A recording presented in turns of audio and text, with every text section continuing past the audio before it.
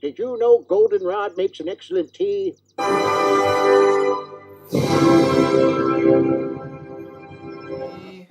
Happy birthday to me. Happy birthday, dear Aaron. Me. You are a sad, strange little man, and you have my pity.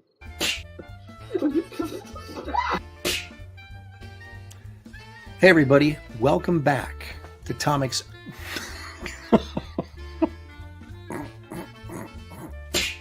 veteran of the comic book industry for 30 years. I'm a writer, I'm an artist, and this sucks.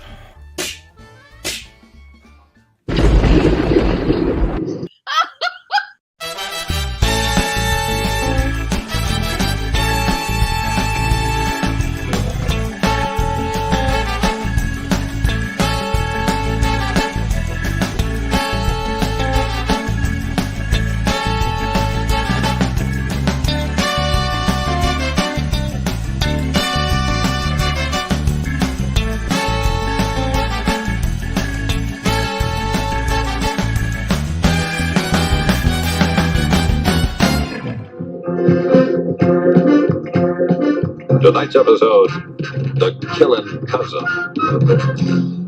Don't start! We haven't left yet! Woo!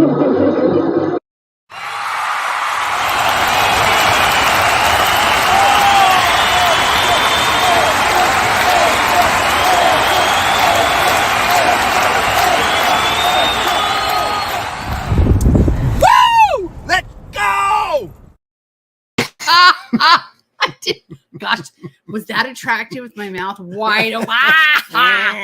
Oh my gosh, I didn't know you were putting that on there. That was hysterical. Just put a few things in there every once in a while, spice things up. Like the glare in the glasses. No. They're coming off. No, see? What? You were looking. Now I can't see. No, you were looking super smart. Now you're just looking like an average chick, you know. Yep. Hi guys. Hey, it's Hi. How was your week? Oh, that's too soon. Too soon. Too soon. What are you talking about? It's July 30th. It's 2023. Wow. We are over halfway through the year. Pretty remarkable. Yeah. Is this the first show since San Diego? Yes, I was just going to say that. That's crazy. I guess I should tell tales of San Diego, shouldn't I? Yes. I hurt my back pulling like really heavy bags. How's that for a tale of misery and woe? Tell us how old you are. I'm not quite 60 yet. I wasn't there to do the heavy lifting. I don't think that's me how it goes. Lifting myself. I don't think that's okay. No, but you had like 3 rolling bags. I did. Lots of books, heavy books. Yeah. And it's kind of that pulling and twisting and trying not to lose control of the bags and trying to avoid the homeless people. That core strength that we have. So yeah, I was just saying I got to get back to doing my push-ups and sit-ups and kind of get that core strength built back up so I don't keep hurting my back. Gosh, that's all I'm saying. I would know what that's like. Oh well. Monday, our diet tomorrow. starts on Monday. Oh, I got to get off sugar. I've got to get off sugar. So what does he get today? Got to get off sugar. Diet starts tomorrow. Yeah, I know it does. I know. I'm through. Yeah, tomorrow. May tomorrow never come. That's right. Tomorrow never comes. Yeah. So tomorrow we'll get started on that and let you know how it goes. I'll make it till noon because I'll get up about 11:30. Yeah. Well, see. No, I have PT tomorrow, and hopefully, when I'm at PT tomorrow, nobody will hit my car. Oh, well, there's a story. I think Shelley everybody knows. Engages with the story. I think I just did. Well, okay. I was at PT, and I come out and they go, "Shelley, is that your Nissan Altima?" And I was like, "Yes." And they had some painting guys, the business next door, and I thought, oh, they're going to tell me they oversprayed on my car because I thought about that when I parked there, but I was like, it'll be fine. So they go, oh, the guys that are painting saw someone hit your car, and I go, okay, that's worse than I thought. So I went out there, and they were really nice. He said he saw my whole car move, and then looked, and it was a little old lady. So, and then he goes, I thought for sure she'd get out, and all of a sudden she just drove off. So he got her license plate. Hit and run, ladies and gentlemen. And so I had to call the police. Yes. And they asked if I wanted her arrested for hit and run.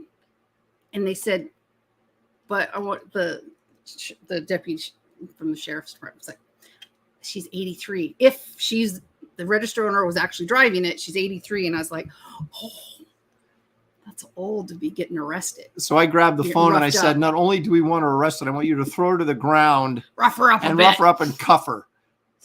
So I said no, but yeah. So I'm just gonna let the insurance companies figure it out because I don't want to deal with it. But I think our deductible is $250. Did you fill out the report, the police report? You finished it? I haven't sent it in. Why not? Because I printed it, and I either have to take it into DMV, which I'm not doing.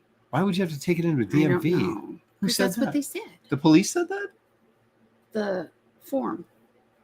It's right here. That's outrageous. It's egregious. So, but I can also, I think, mail it in. So, because I just got her info. Her name, her address, her telephone number. We're going to dox her. I want you guys to all call her and go, Grandma, stop driving if you can't control your car. Driving. Yeah. Well, if she's 83 and she's hitting cars in the parking lot, probably. Yeah. So little Dorothy has a boo-boo. And it wasn't like she just dented it. She just kept going. Like it was a good, probably 2 feet. Yeah. So she was like, what? Probably like, what was that? What is going on? And then, oh, crap. And then drives away. Yeah. Well, now she's busted. I know. So. Then I started thinking, I wonder how she felt like when this is the sheriff's department. And have they actually made contact with her? Because they went over there and she wasn't home, right? So I haven't heard from the officer yet. But, I guess she could have got all her info off of. But they have to verify. Like, she was asking me. So I gave her, like, license plate, and all of a sudden she's like, so do you still live on blah blah? And I was like, yes. You still have this insurance? Yes. So I mean, she could have got all, but she wanted to make sure that she was actually driving it before they busted her. So I'm assuming she left her a message. But yeah, can you imagine? She's like, my first thought, she was probably, oh, my kids are going to take my keys away. Well, they should at least cite her for hit and run if they don't arrest her. Well, I thought that was automatic. I didn't think they would arrest her. Oh. If you press charges, though. I know, but if she had, like, if we were moving, maybe. But I don't know. Don't leave the scene of an accident. At least Dorothy will get some pampering because she's been neglected way too long. There you go. She's a mess. She's got rough. She's really a mess now. It's my car. I named her. Yeah. Well, what are you gonna do? So that's a chick thing. It is. And but who'd never hit and run, leave an accident is Past Master Dan. Well, thanks for tweeting me out. He does, but it's. Give you a little tweet and then everyone. That's right. No. He hits you and runs on the old Twitter, or should we say X? X. Is it even Twitter anymore? No. I don't know. But so if it's not Twitter, you don't tweet. So what do we do? If you X,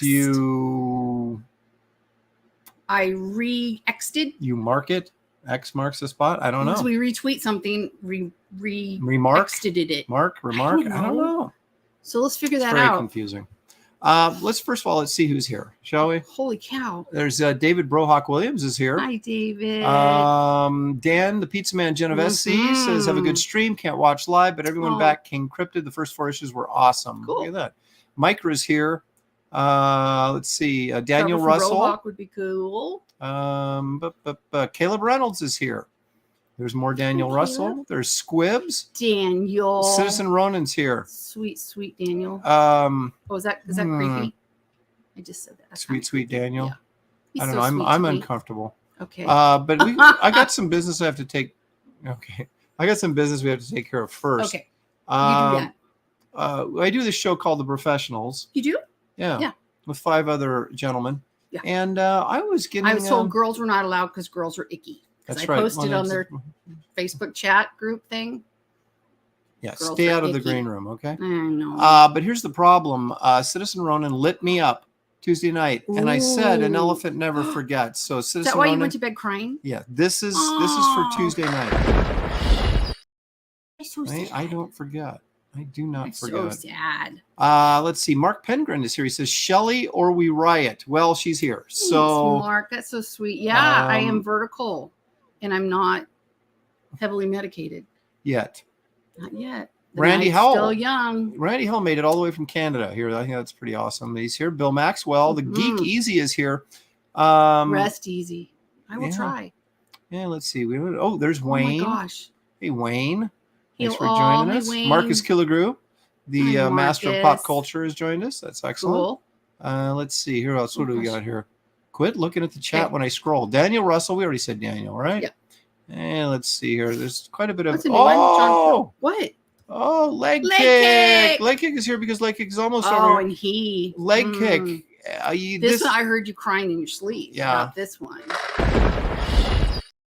That's Damn for it, leg kick. that's for So he was that's in for his sleep Tuesday as crying. well. Oh, look, Rodney Olabari is joining us today. Hi, Thanks, Rodney. Rodney. Appreciate you coming back in. I haven't seen you in a while. Actually, he was on yesterday when I was with my new show, The Saturday Conversation with JC Vaughn. Was he's not a regular on the show, but I am. He could be. You guys could just do a regular show and talk just comics. talk comics all day long. Yeah, We could. love him. Yeah, let's Ooh, see. Duck There's Ronan, Bacon. Duck Bacon, Any bacon Jefferson really is Roswell. Let's see. Who else do we got here? Don't look. good. Anybody I'm else scrolling. do There's that, or is it just me? Why just me? Paul Brillart, our resident. Hi. We missed you 2 weeks ago. Was it Paul that couldn't watch? Yeah, somebody Yeah. dipped out. Was it Paul? I think it was Paul, but he is our resident engineer. Thanks for joining us. Paul Taylor, our resident biologist. Right, everybody's in is the here. house. Yeah, we got a full house tonight. Bill Wiest is here. Oh, Prater7 that's says, so sweet. was that your daughter in one of the clips? She must have been created solely from Shelley's DNA because she was pretty. She is pretty. You might have been Thank pretty you. at one point, Prater, but you're not Not going to be anymore. after the. No, she's well. Let's see. So our Sammy. Oh, John just Porton's love here. her so much. Eric and Boyd is Okay, here. Apparently, I'm not talking. No, you're not, because I'm addressing the chat. Oh. You can get there in a second. And I look like a Muppet. Randy Hall says, homeless people, you should have learned to Randy. avoid those in Portland. Well, isn't that the truth? Marsupial Gamer, the most popular day to Yep. start diets is tomorrow. Tomorrow. Yeah. I live by that motto. Getting in the pool this week, though. Now that I'm. Are you? Yep. There's Christina Lynn. As is far as there? you know, that's what I'm gonna do. Hi, Christina. Here we go. Hey, Christina. Ross Wolf. Does she have a history of hit and runs? I don't know. But they said that they were going to look into it, and then because they said no, and she goes, "Look, I'll talk to her, and if she's like, yeah, I hit her, so what?" or gives me attitude, I'll arrest her. And I was like, okay, it sounds like a plan. Citizen Ron, of course. Aaron, taser her old ass.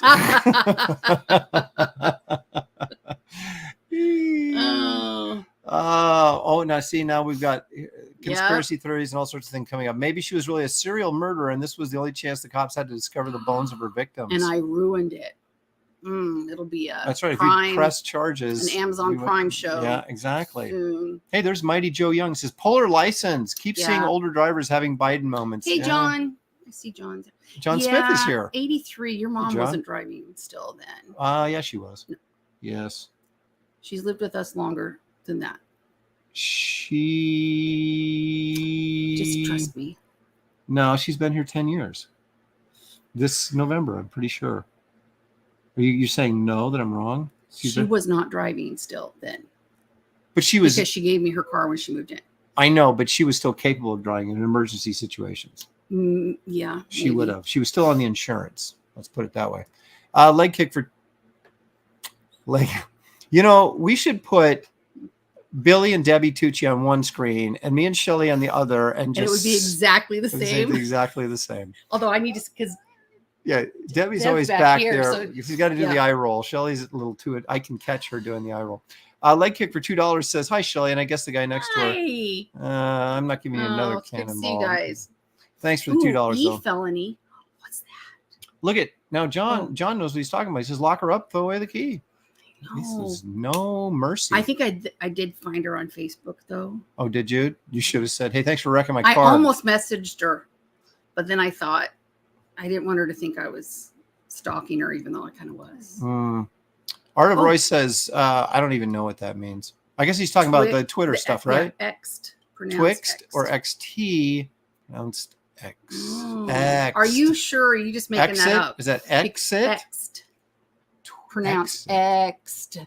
Or exit? Xed. Maybe he means exit. X'd. There's no it in there. Well, there could be. If there was, he would have put it in there. All right, show's over. I've had it. Oh, Madison Herman is here. Hi, Aaron. Hi. Hey, Madison. Thanks for joining us. We have John one Platt. like. Wouldn't you have We're one light? huge. We're We got one light. We are. Yeah. We're on fire. Oh my goodness. Geek Avengers Hey, made it in. There we Geekster. go. Retroactive cannonballs, folks. That's right. If you mess with me too much, I remember. Hidden Hand Media says, hey, Aaron. Ooh. Thank you for joining us. Eric, good to see you. George LaCour. Wave of God. Wave of God. George LaCour. Tarks9, also from Canada. Hey. Cole King. Not to be confused with King Cole or not King Cole. I don't think. I wouldn't even go there. Oh, I went there immediately. Jeff Potts is here. Aaron, crying about leg kick. Is that unusual? Well, maybe I'll cry about it. Maybe you'll cry. Yeah, that's right. We both called it leg kick. Yeah, well, you guys kept pushing and you kept pushing. That Citizen Ronan said that. You guys kept pushing and What? I was like, oh, you can't see him. And then I turned my head. Oh, wrong see way. What? My hickeys. Oh, your hickeys? That was the Vulcan neck pinch I was practicing on her.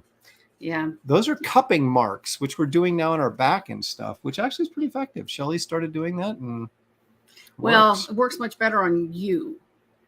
I'm trying to put on myself and it's not so good, but you had probably 12 maybe on the other night. It's helped a lot. Yeah. Saved you some monies. Yeah.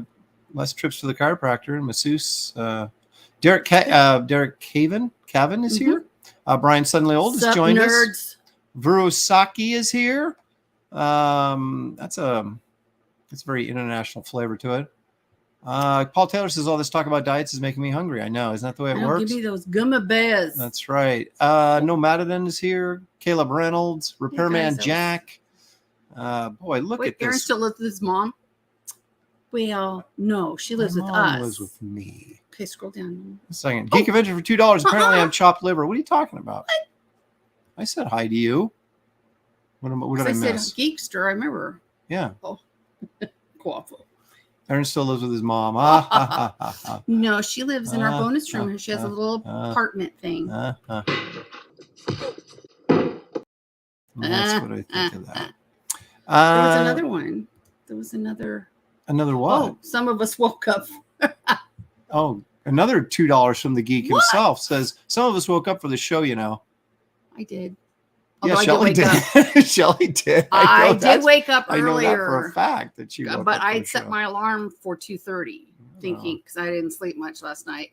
Shocker, headache. Thank you for the $2. But there was a $5. There it is. Oh, it is Travis Patrick for $5. Thank you so much. Get him a big bowl of spaghetti where in the swear jar is Pete SIMETI. Where the swear jars. I don't like to bring in my guests at 4 because then they have to sit through this. And they're it's like, bad enough that you guys have to sit through it.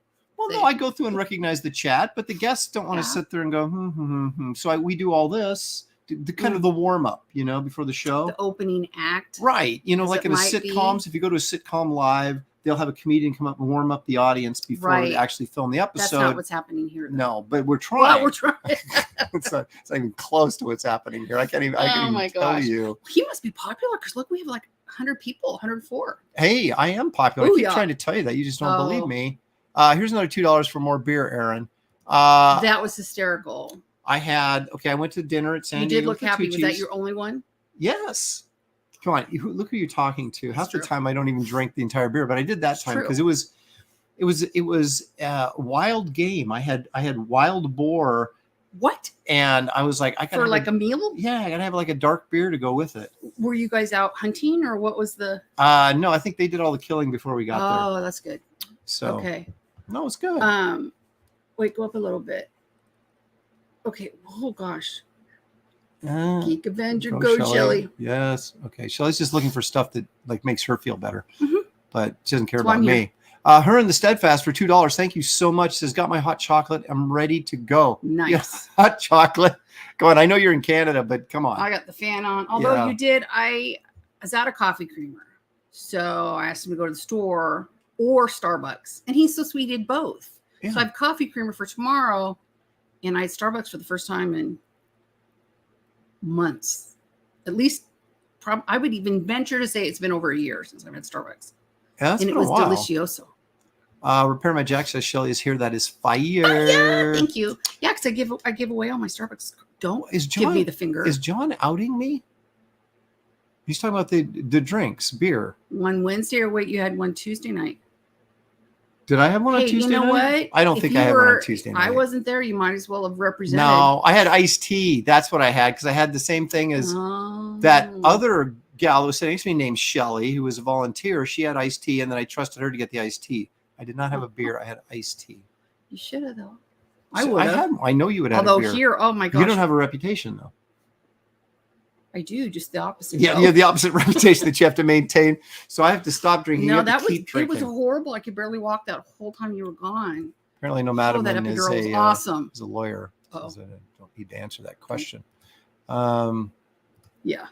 Let's see. Paul Taylor says, no, it's hot here. A basic physiological principle is that if it's hot, you drink something hot, it cools you off. I never listened to this. Not this one. Now, when I was in basketball camp, sweating my tootie off. What? In 8th grade, I was in Pullman, Washington in the summer. Anybody who knows Pullman, Washington, it's freaking like everybody desert. knows Pullman. It's a desert. It's incredibly hot. And they told us that actually warm water empties out of your stomach and into your system quicker than cold water does. And maybe they said that because they were giving us water out of a hose and it was all hot from. Oh, maybe. I don't know if it's true or not.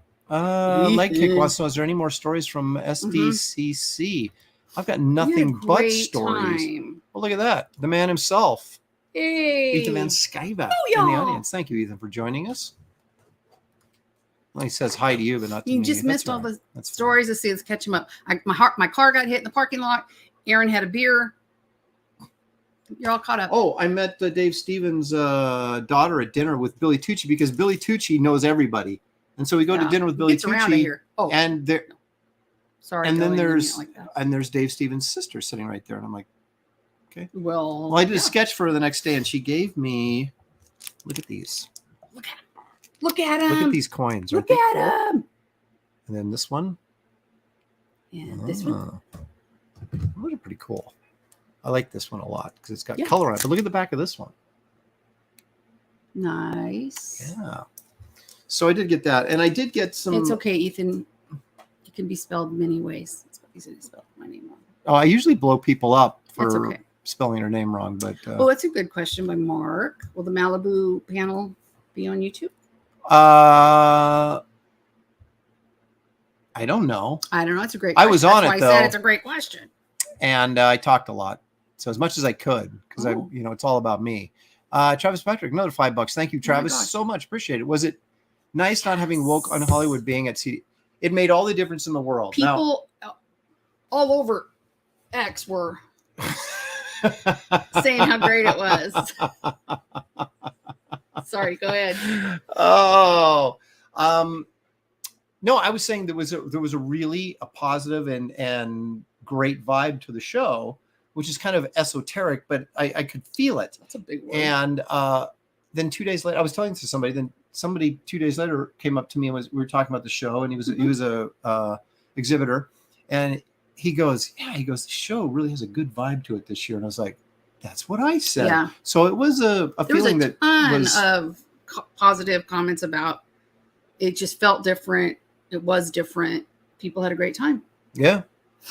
And it was interesting. The pros that I talked to, talking about how they didn't have a ton of work, or that they, if it wasn't for this, they wouldn't have anything, kind of stories. And I'm just like, I think the writing's on the wall. Yeah, well, it could be, and they still don't see it. Some inside professionals, I won't drop any names because I don't know that anybody wants their name revealed for revealing inside information, but the feeling was pretty prevalent, the people I talked to, that it was not prevalent. It was just or prevalent. Prevalent would actually be the proper. No, well, no. What the?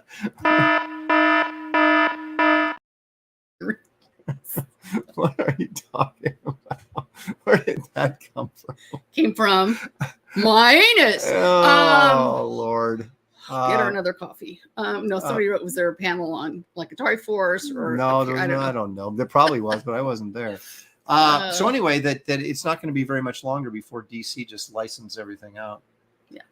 And because I was getting told about how how the office structure is, and it's just like there's just a Warner Brothers office, right? And there's no like assigned seating or desks or anything like that. It's like festival seating at a Who concert. They just go in the morning, and whoever grabs the desk. So you might have the editor in chief at DC at this desk. The next morning, some guy from Warner Brothers is sitting there, and so I don't know. We shall see. Yep. We shall see. Fabio Lima Jansen says, Aaron, love your comics. You're a great inspiration for me. I really like Gen 13 bootleg. Well, thank you very much. Appreciate it. That was the Island of Dr. Moreau Scooby-Doo episode. Yeah, I remember. I didn't read it, but I looked at it. I've only read Wraith of God. The Simonsons dialogued it for me. Oh, I should have read it. Because they wouldn't let me they wouldn't let me write it. They felt like they needed a big name on there. So basically I wrote it and then gave the script to gave the script to the Simonsons, and then Walter went in and kind of did his own thing, and then Louise actually, I think she pretty much verbatim used my dialogue, and with a few exceptions, and so it was the easiest job they ever had. But he's right; he'll be proven right again. I believe you will be, actually. I don't think we're far from it, actually. So. What was this? I mentioned this before, but Mark Millar tried to get DC from them. It's open for bids right now, but everyone's pretty sure it's going to McFarlane. Yeah, the person I talked to said that there was 3 interested parties, but he said he only took 2 of them seriously. Or pardon me, 1 of them seriously. He didn't think the other 2 were really serious, but he felt like 1 of them was serious. And he didn't say who, but I would imagine that it was McFarlane, since he's already done stuff for DC in terms of toys and some comics and things. Some monies. Yeah. So anyway. Yeah. What's up? Finally, let's do this. Well, we've been talking a little bit, and sometimes the show gets off to a slower low start. Blood sugar here. I don't think that's a problem, but let's take a second and do this. Let's all go to the lobby. Let's all go to the lobby. Let's all go to the lobby to get ourselves a treat. I'm going to grab a couple of these, and then that's it. The rest of me. Is that what we're doing? Is that what we're doing? Oh, it's 3 of them. That was the plan. Mm-hmm. Okay. Well, I got an extra bag up there, so. You're being generous for a moment. So, these are good. We have just a couple minutes before SIMETI comes in, and so I think it's only appropriate that we take a look at the rights and image of the day. Okay. Watch your monitors at home.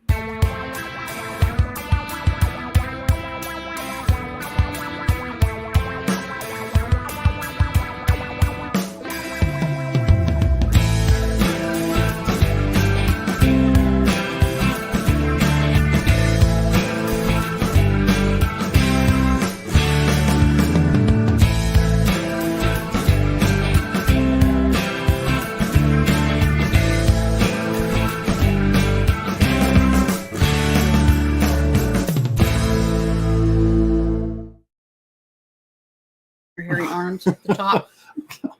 Oops. Was that out loud? I'm sure. These got hairy arms. Was that arms. my outside voice? Hairy arms like you did. There we go. We haven't done that in a while. It's obviously way overdue. Not the neck. So no, the interesting thing about that piece by Wrights, and I actually like that piece a lot. I like the body language of the guy that's holding up the sticks. She didn't like it at all. But here's the thing. When I first saw that, I thought, well, that's maybe an unused cover for Kong the Untamed, which was this young caveman boy comic that Wrightson did the first couple covers for. But that illustration was from 1970.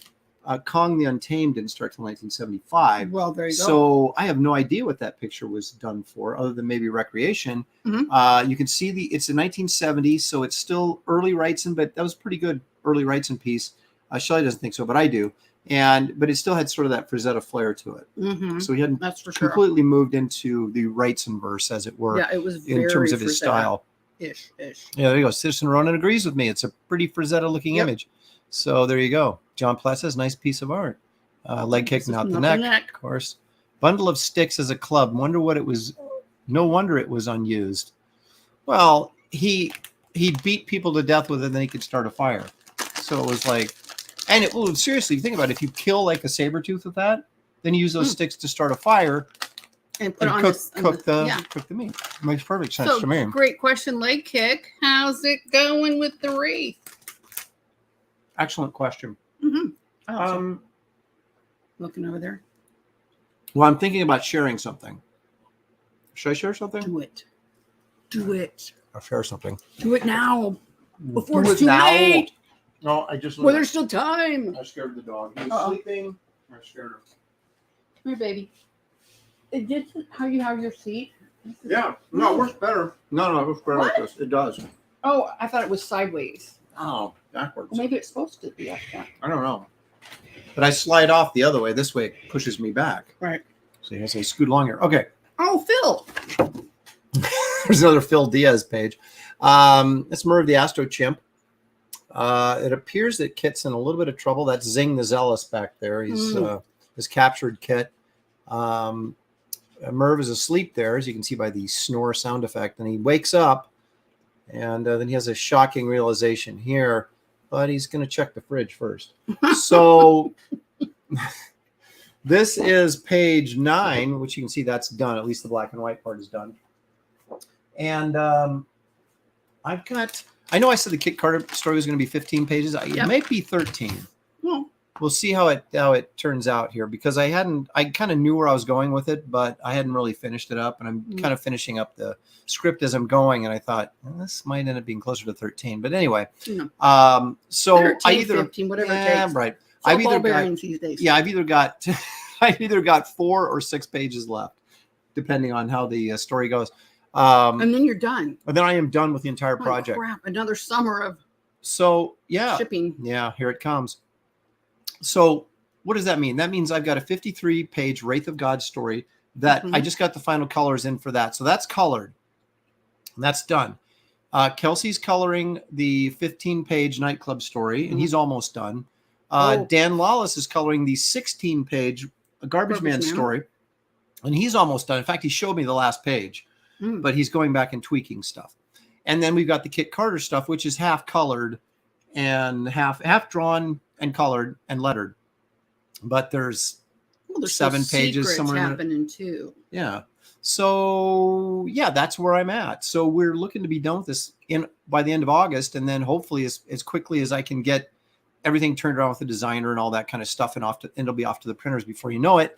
And then we're going to jump right into the Kit Carter graphic novel campaign, followed up, of course, then by Wraith of God 3, Fear Hollow. So things are really starting to cook with the Wraith. So we're going to see 2 titles from me next year. That's kind of the plan. Oh, that's exciting. So I'm going shopping. There you go. No. But enough of this foolishness. If you're interested What did you call me? No, not you. Oh, so just in general. Foolish behavior in general. If you are interested in backing Wraith of God Blood Hunters, or even finding out what the heck it is, there's a link in the description of this video. Take you right there, and you can explore all the possibilities. Awesome. And now it is time to bring in our guest. Put your hands together. The indie publishing king, really, in a lot of ways. Mr. Pete SIMETI. There he is, everybody. Put your hands together. Hey, Pete, what's up? How's it going, man? How are you guys? Thanks for having me. Hey. What's up, Shelley? Aaron? Hi. How you guys doing? We're doing all right. We're doing all right, man. I've recovered from San Diego. Not from the lack of sleep. Yeah. Are you guys unscathed? Did you get any con crud? No, dropping gummy bears. I hate to say this because I should knock on wood, but she's dropping gummy bears all over the floor. I have never got sick going to a show ever. Oh, I did. That's great. So man. I don't get that. I don't get the con crud. Yeah, I maybe have so once or sick that one twice, year. but Remember, I did. Oh my gosh. You just get sick all the time, no matter where we go. I can't even And if she doesn't get sick, she gets attacked by mosquitoes. So it's or just I get hurt. There's always something. Always something with Shelley. It's true. Now, Pete, I'm excited to have you on because I want to find out a little bit about who you are. Then I want to move to what you're doing. But then the bigger question for me is, how are you doing it? So sounds like an Sorry. interrogation. Well, it is. Seriousness happening here. that's kind of how we roll on this I show. feel like I should have one of those lights above, you know, That's beating right. down on me. You're gonna be sorry you came on, pal. No, not at all. The chat's going wild because you're here. As you- Be careful though, Aaron. I'm half Sicilian. You know, you don't ask us about our business. Dude, everybody I know is Sicilian. I'm Sicilian. Mhm. She's Sicilian. We probably like all related. We'd go to a family reunion. We'd all So be there. you should going, know. "Hey." You should know. Yeah, Well, he Alright, still alright. has family in Italy. yeah, but as far as I know, I have no mob connections. And all the mob is supposed to come out As of far as we Sicily, know. right? So I'm like, I don't have Some like of any it, not all of enforcers it, or some any of that it. stuff. I don't know. In fact, I found the immigration papers and everything for his grandfather, and his name's on the wall, L silent and everything. But my side of the family, should have been I guess it was my great grandfather, Mhm. was a stowaway on a ship, so couldn't find his papers. 'cause Definitely a mob guy. They're not there, Definitely right? a mob guy then. There you go. Alex VRB says for $2. Thank you so much, Alex. Appreciate that. Oh no, we're starting off with a WAP on WAP violence. Hey, I can call reinforcements if needed. I'll get some Chinese people involved too. Oh my gosh, you got the Chinese Oh. mafia, you got the Italian mafia. Oh. It's just crazy. Yeah, well connected. I'll bring in my Navajo Nation. We'll be All good. right, All right. Pete. Now Here we everybody go. knows, and if they don't know, you're the publisher of Alterna Comics and the creator of King Cryptid. You got a campaign running. We'll get to that in a minute. But first, what I want to know from you is, I saw a picture. When I was looking for pictures to put, like guest starring Pete Simeti on the intro. I found this one, a very youthful looking Pete Simeti at a con, like sketching or something, and there was a sign behind you, it's art for $2, or I can't remember, I not wonder how $2, but long whatever it ago was. that is. It's probably yeah. not even that long ago. Yeah, it was like sketches or something, and so I said, so we've got Pete you Simeti. save it? Huh? Did you save it? No, it's on Google. It's saved forever. No. So we've got Pete Simeti, young artist. So how do we get from Pete Simeti, young artist at a con, to Pete Simeti, Young publisher. of the Alternaverse? They were always one and the same. Okay. Alterna's been around for 17 years. So I started Alterna when I was, I'm 39 now, so I guess 22. Wow. So yeah. And it's not as glamorous as it sounds, because I originally started Alterna just more or less being a self-publishing label. I didn't think it would ever really be a publisher where I'd be publishing other people's work, To be perfectly honest, I didn't even think I'd be doing indie work for more than a couple of years until I kind of cut my teeth and learned enough and got connected enough or whatever. But as I was making my own stuff, I would be talking with other creators, many of which were experienced, and they would all kind of give me. You ever see Billy Madison when he takes the kid? He's like, stay here as long as you can, right? Exactly. And they would all be kind of doing that to me. Like, don't go down that path, stay indie, and you just keep doing Proven that. to be true, hasn't it? Yeah. So I listened to all of them because they were, one of them was Chuck Dixon. I don't even know if he remembers that conversation. And probably around 2005, I had that conversation with him.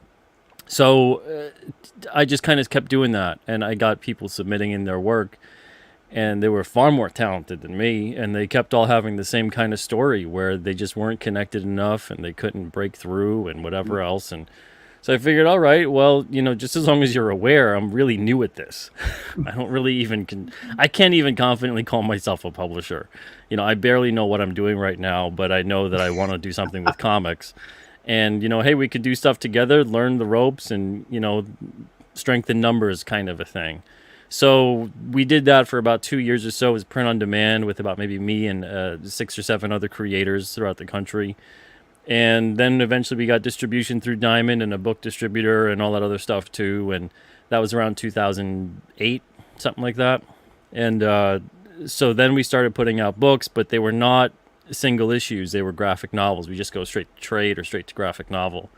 And the reason for that being is because a lot of indie creators didn't really have the ability to work on a consistent single issue schedule. And I honestly didn't want to ask them to do that with me being a new publisher, because I would want to have maybe 2 or 3 issues in the can to keep the schedule going.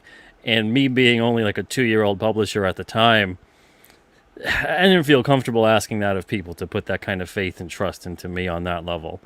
So it was like, look, whatever your schedule is, it was very open-ended. You know, you got 100% of the rights. Whatever your schedule is, let's do it. You know, it was a very, I think at the time might have been a 60-40 split where they got 60%, I got 40 of the profit. And then now it's 80-20. So they get 80, I get a 20. So it was How did you have any? I'm sorry. How did you have any confidence at that point that you could make the sales numbers you needed to publish the book? Because it was really strange. I put out when I self-published, I put out books that were awful for my own. These were horrible. People bought those, so I should have paid them to take them from me.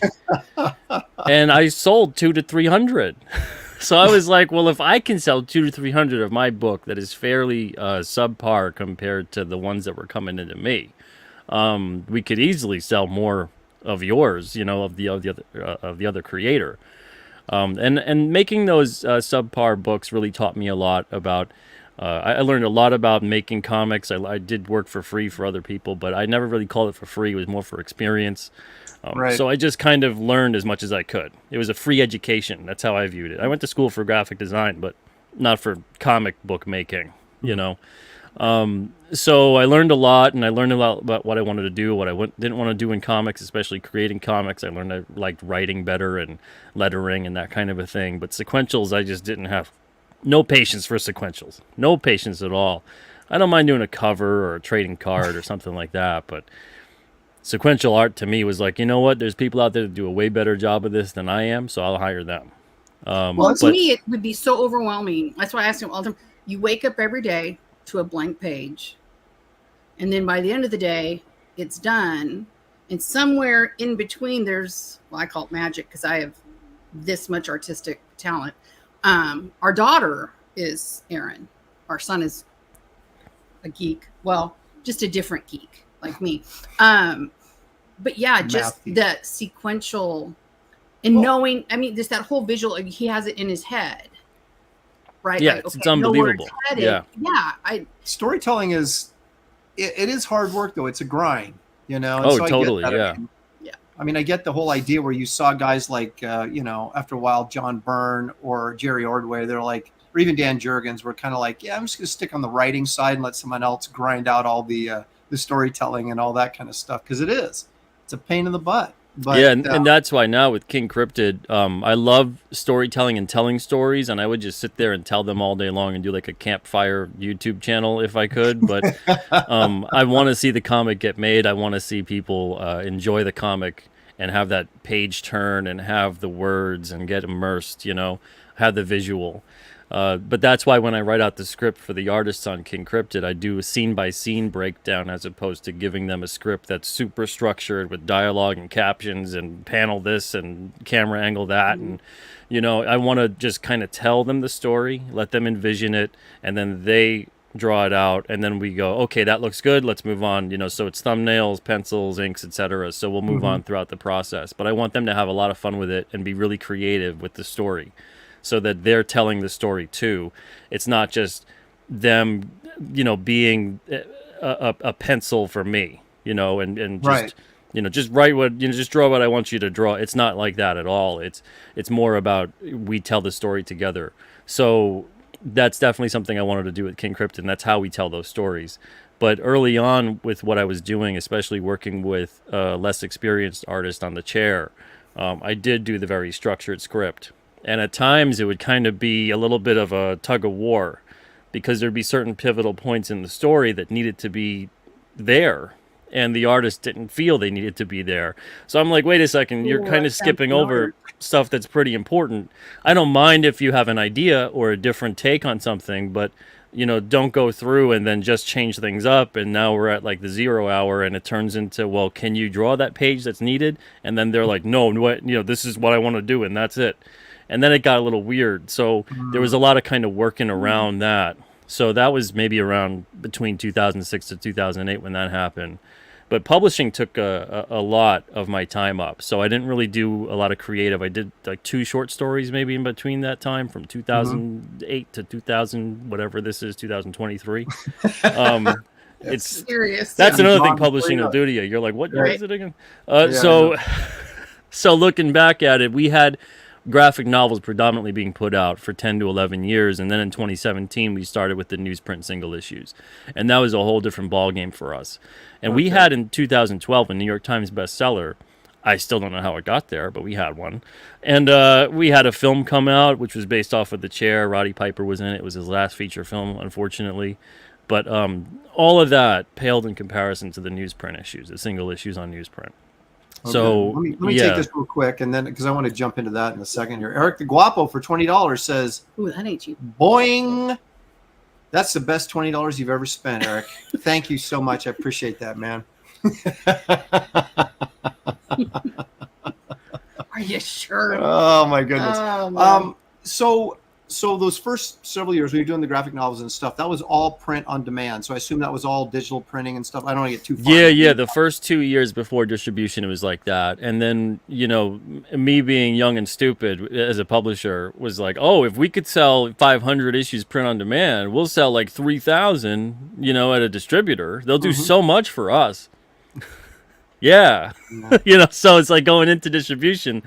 We had both book distribution and distribution through Diamond at that point in time, and it didn't really do a whole hell of a lot. If we didn't do what we still had to do and sell stuff direct and do signings and do shows and anything else like that, we wouldn't have made it through a 1,000 print run. Distribution was still, I think, mostly on average is like 300 to 400 on the sales, and then of course they take like 62%. So you're really not selling. So, Right. you're not making much money at all. Yeah. So you're still at this point in time, you're doing all the stuff on the newsprint, and this is I'm getting ahead of myself. I want to ask that later.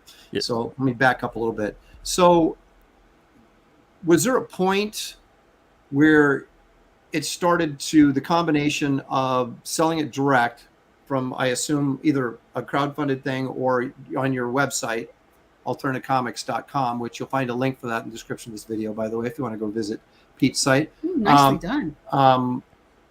Was there a point where you're like, That was very smooth, wasn't it? Yeah, I know. He's a professional, ladies and gentlemen. Right. So Sorry. They did warn you, right? Unpaid professional. So was there a point where you're like going, okay, we're hitting the numbers we need to hit here, and this is actually becomes more than just a vanity project where I make a few bucks and I still got, the day job and I'm doing this in the middle of the night kind of thing? Was there a point where you kind of hit that? You're like, okay, I've got this formula figured out, and you have a pretty good idea of what you're going to be able to sell before you put it out there? Kinda. I mean, it's still ever evolving, Right. and that's kind of the key to business in general, is to keep on evolving and adapting and innovating. If you don't innovate, you die, basically. And innovation doesn't mean what it means in modern times, which is to vilify the existing audience to gain a new one, maybe. That's It not doesn't innovation. That's right. a really stupid business strategy that a lot of companies are following right now. But they're getting subsidized in a way, so they don't need to worry about it. Anyway, Well, yeah. Eventually, though, there's a whole other conversation. come back to roots. So, there's no investors at Alterna on that level. There's nothing like that. It's just me, and I'm not independently wealthy, not by any stretch of the imagination. I'm probably independently stupid, is what it is. For just going full on feet right into it, diving into the comic industry on my own. You can do it, though. You've been doing it for 17 years. Oh, so you well, must be it's getting sink or something right. swim. So I'm doggy paddling my way for the rest of my life if I gotta. This is it for me. This is my purpose in life. How did you come up with this? I'm sorry. Go ahead. Finish your thoughts. So I was gonna say about 6 or 7 years into it, I would say, is when it became at least enough that I didn't need to work another job or two to keep doing the comic thing. So around, let's see, we got started 2006, around like 2012, 2013, around there. So it was a good chunk of time commitment, though. Oh yeah, It wasn't overnight, and that's what I love. What he's been able to do, the flexibility he's had especially with the kids, dealing with me. But people go, I wish I could do comics full time. And I always say, if you have a job that gives you benefits and retirement, keep it. Because keep it, you fool. Yeah, because that's what. And I worked full time. It was just for the benefits. And then when I had to stop, it was like, oh my gosh, we were paying more for like health insurance and crap than our mortgage. Yeah, it's true. Yeah. It's a tough business. It looks, and it is kind of fun and exciting. Well, and I was a teacher, so I would hang up Comic-Con bags in my room and posters and stuff that he did. So it really, it upped my street cred. Yeah, I was able to help her street cred, not my own, but hers. But anyway, so it's a tough biz. So well done hanging in there for so long. So you go to this newsprint model, right? And you what do you charge for your books? Like $2.99 or something? When we started off, $1.50. Now they're $1.99. Well, now they're $2.25. Okay, so and these are black and white books, right? No. Well, there's full color. Most are full color. Yeah. Okay. I'd say about 90% of them are full color. Did you start in color, or did you? It was a mix with print on demand, but it was mostly black and white. The way the newsprint economics work of printing with a web press is different than offset and digital printing. Color and black and white it's like a 10% difference in cost. It's not that high. But in digital, it could be like twice the amount. In offset, it could be like relatively twice the amount. Because the biggest cost of web press newsprint printing is just turning the damn machine on. So just doing that, just getting it all set up and ready to go is the most of the cost. So you found one guy left in the United States that has a web press, and you said, "Hey, let's." No, there's hundreds. There's hundreds. Yeah, the thing is that while there's hundreds of them, some of them, web press is so complicated, especially if you haven't gotten into it. There's cold set web, there's a heat set web. These different kinds of machinery. Cold set is the one you could take silly putty to the paper and get the image. Heat set, it dries, it's really locked into the paper. You could do a little bit of an image, but it's nothing close to what you're going to get and what you would know. That's the kind that most like grocery store flyers and things like that the paper and the ink won't really rub off on your fingers as much. So it's obviously more expensive with heat set. But you can do more versatile printing like that, but also means that your minimum print run's usually going to be about 10,000 for a heat set. And you really got to know what you're doing with the inks, because if you put too much ink on that paper on a heat set, what you're going to get is fluting. So you're going to get this warpage across the paper, because paper is an organic fiber. So it's just like putting a really wet piece of clothing into a really hot dryer. It's going to shrink it up. So as the paper shrinks, you get that fluting that occurs in that warpage of the paper. So you got to make sure you know what you're doing with the inks. But when it comes to the printing process, there's a lot of printers out there that will do newsprint, but they don't have the setup for the binding process and to trim it to size and to utilize a different cover stock and that kind of a thing. I'd say there's probably, we've been through 4 or 5, but there's probably about 20 to 30 out there, but it depends on what your print run's going to be like. There's only maybe a handful, though, that'll take a job maybe of like 2,000 or less total. So we got to make sure with the printer we have that even if we have books that are going that are maybe 500 to 1,000, that I'm sending them an overall run at about 2,000 to 5,000 minimum. Otherwise, they're not even gonna entertain it. Well, so printing up 5,000 books is one thing. Selling 5,000 books is another, right? And so how did you? I get the idea of wanting to have a inexpensive book that more people could afford, and the idea being then that more people would then purchase it, because it opens the door to more. But how do you come to a price point so cheap? Because I know that's what someone was just asking, and still turn a profit. Without revealing any of your secrets that you don't want to reveal. But all right, so the biggest thing behind it, again, Alterna is creator owned 100%. So the sky's the limit, technically speaking, for any creator that wants to come to Alterna, or that I want them to be at Alterna. Because I'm still very, very choosy. Before, when we took submissions, I would get maybe about 1,500 submissions a year. And maybe sometimes I would take 2 or 3 in a good year. But nowadays, I'm finding there's too many people rushing to take to submit their comic. They're not even close to anything that I would consider even worth $2 for the book. and then between that, even if someone is ready and they got a good product, there's another host of things that they aren't ready with, whether it's scheduling, promotion, just even having a grip on understanding how to be an entrepreneur. Because I want people to be an entrepreneur. There's still guys at Alterna that I'm trying to convince on a daily basis that you have to be your own Stan Lee, more or less. You know, you don't want to basically have a creator-owned book and then tell the publisher to go be the marketing and branding of your book. Because what happens with that is that eventually, and none of them want to hear it, but I want to be realistic. I mean, like, eventually when you leave Alterna or grow from Alterna, you're not going to take any of those readers with you because no one knew that you even made that book.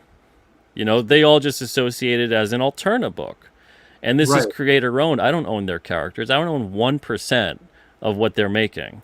Nothing. It's all theirs. They make a t-shirt, a sticker, whatever they want to do. They could do that. They get it picked up for a film. They keep all of that. I don't want to touch it.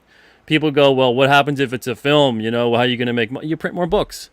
You know, so you go back to print. You print more books. So it's one of those things where I want them to utilize that creative freedom and independence completely. But there's a lot of creators that don't really utilize that. But the ones that do will have a lot of success. So with the smaller price point on the book, it's a loss leader. And that's what comics usually always were. They were generally a loss leader, and there was merchandising and other things and whatever, because the barrier to entry to get into it, knowing that this wasn't the one issue we're selling, we're going to sell a lot of these because there's a series. You want people to give it a shot. You want people to not even hesitate to give that book a shot, read it, and if it wasn't that great, that story, but they liked the character, they weren't going to be hurt about it and feel like they were ripped off, and they would still be back for the next issue. So that's the whole concept behind that, and it's what comics did for the longest time. It was something that wasn't necessarily... people always say it was a disposable item, but comics weren't disposable necessarily. It's more or less the income was so disposable that you didn't give it a second thought. Right. It was you like, drop you down know, 25 cents, and if it sucked, Yeah. who cares? You'll have 25 cents, right? And then it kind of, you know, appropriately rose with inflation and that kind of a thing. And it seemed like, all right, comparatively speaking, to go seeing a movie or this or that or the other thing, yeah, it's a good value. But, you know, you got video games that have been $60 a pop since like the 80s. That's kind of been like the price point. But comics have doubled, tripled, quadrupled, even more than that in some cases. And the quality's gone downhill. You know, so you're not paying so much more, but the quality has maintained or improved. You're paying a premium for what is usually a subpar product. And it's not that it's across the board, but most of the books that are out there are just not as good as they could and should be. Right. So with Alterna, it's more about lowering that barrier to entry. We're new guys for the most part. You know, we acknowledge that it's indie. We acknowledge that there's characters you're not familiar with, creators you may not be familiar with. So there's all these different things that are already up against us. So we have to kind of work a little harder and say, okay, give that a shot. And then they get hooked on the book because it's a good book. And then hopefully that character resonates. It means something to them. And maybe they want to get a sticker or a shirt or whatever it is that creator would like to make. Again, some creators really utilize that effectively and some really don't. So it's still kind of a work in progress in trying to convince creators on how to represent themselves, their books, talk about their books and their characters. Because some creators are painfully shy with that. You know, they think, I don't want to talk about the character. I don't want to spoil it. You know, and it's like... they're never gonna read the thing if they don't know what it's about. Right. You know? So you gotta let them know. You gotta show your excitement too. You gotta show that you're passionate about it. Yeah. You know, so if you're not the number one champion for your book, what's gonna happen is that no one else is gonna get that excited for it either.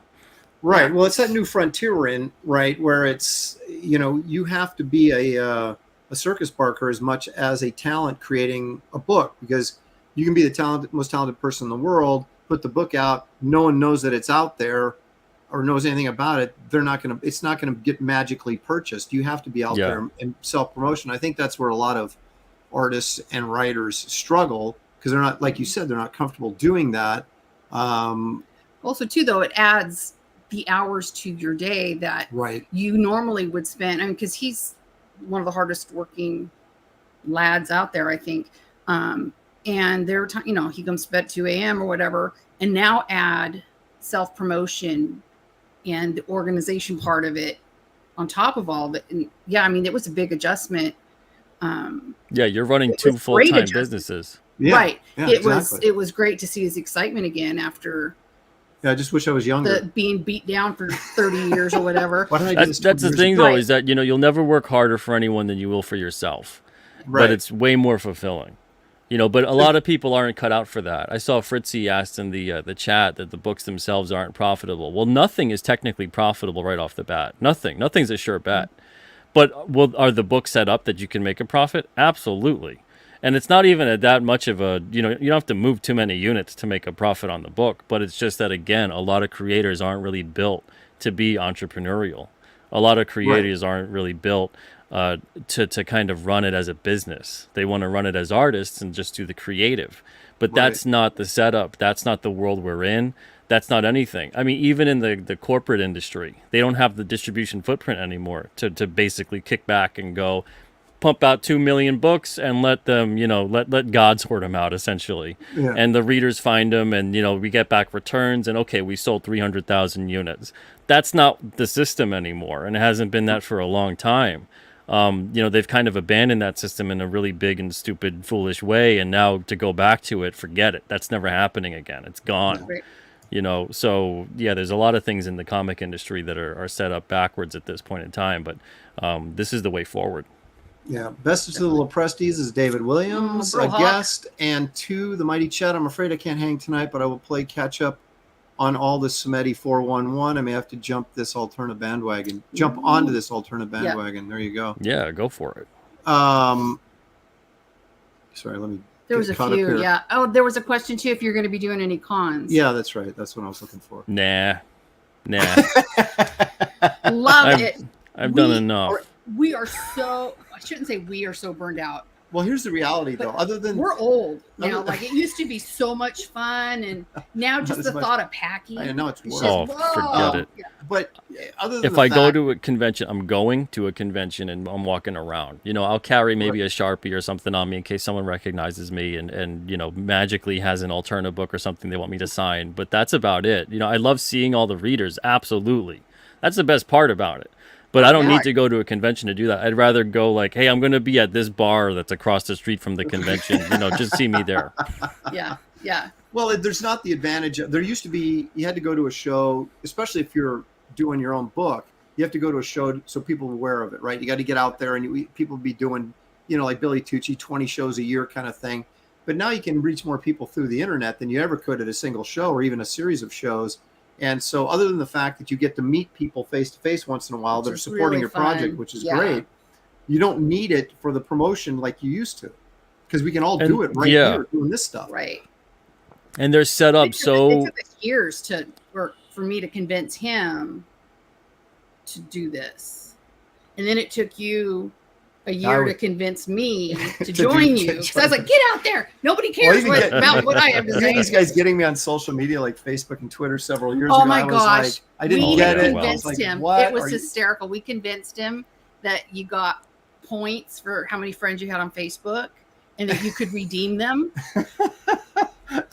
My son and I had no clue. were dying laughing because he's like, well, what do you get? Yeah, I was like, well, how many points do you need for what, my gosh. I was like, so what does this like stuff mean? What does that even mean? And as we found out, it means nothing, right? It's like, you can have 40,000 likes and still only have, $1 in your pocket. But the very first, when it first started. And again, we're getting up there in age. And so a lot of this stuff that was new, he was like, I'm not going to do YouTube. Like it was just going to be a flash in the pan kind of a thing. Yeah, she sent me a channel like 10 years ago. Years ago, I set up the channel for him and did, because I'm kind of the techie geek and halfway.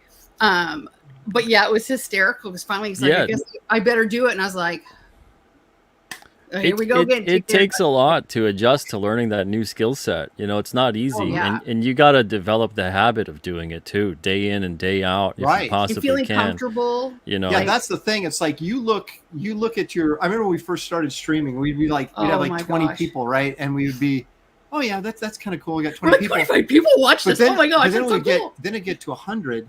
and you start Yeah. getting nervous, right? You're like, oh my Yeah. gosh, there's 100 people watching right now. Now it's like, we've only got 100 people. We got to get this to 200, man. Yeah, when you start off, you're like Def Leppard. Is anybody out there? Does Yeah. anybody One care? person watching, you're like, Yeah. oh, the humiliation. You know, Well, but you know, if you look back, even the opening of that you even did for today's show was Yeah. the stuff he used to do was just to me. We look back and we just die laughing because, you know, and then he would.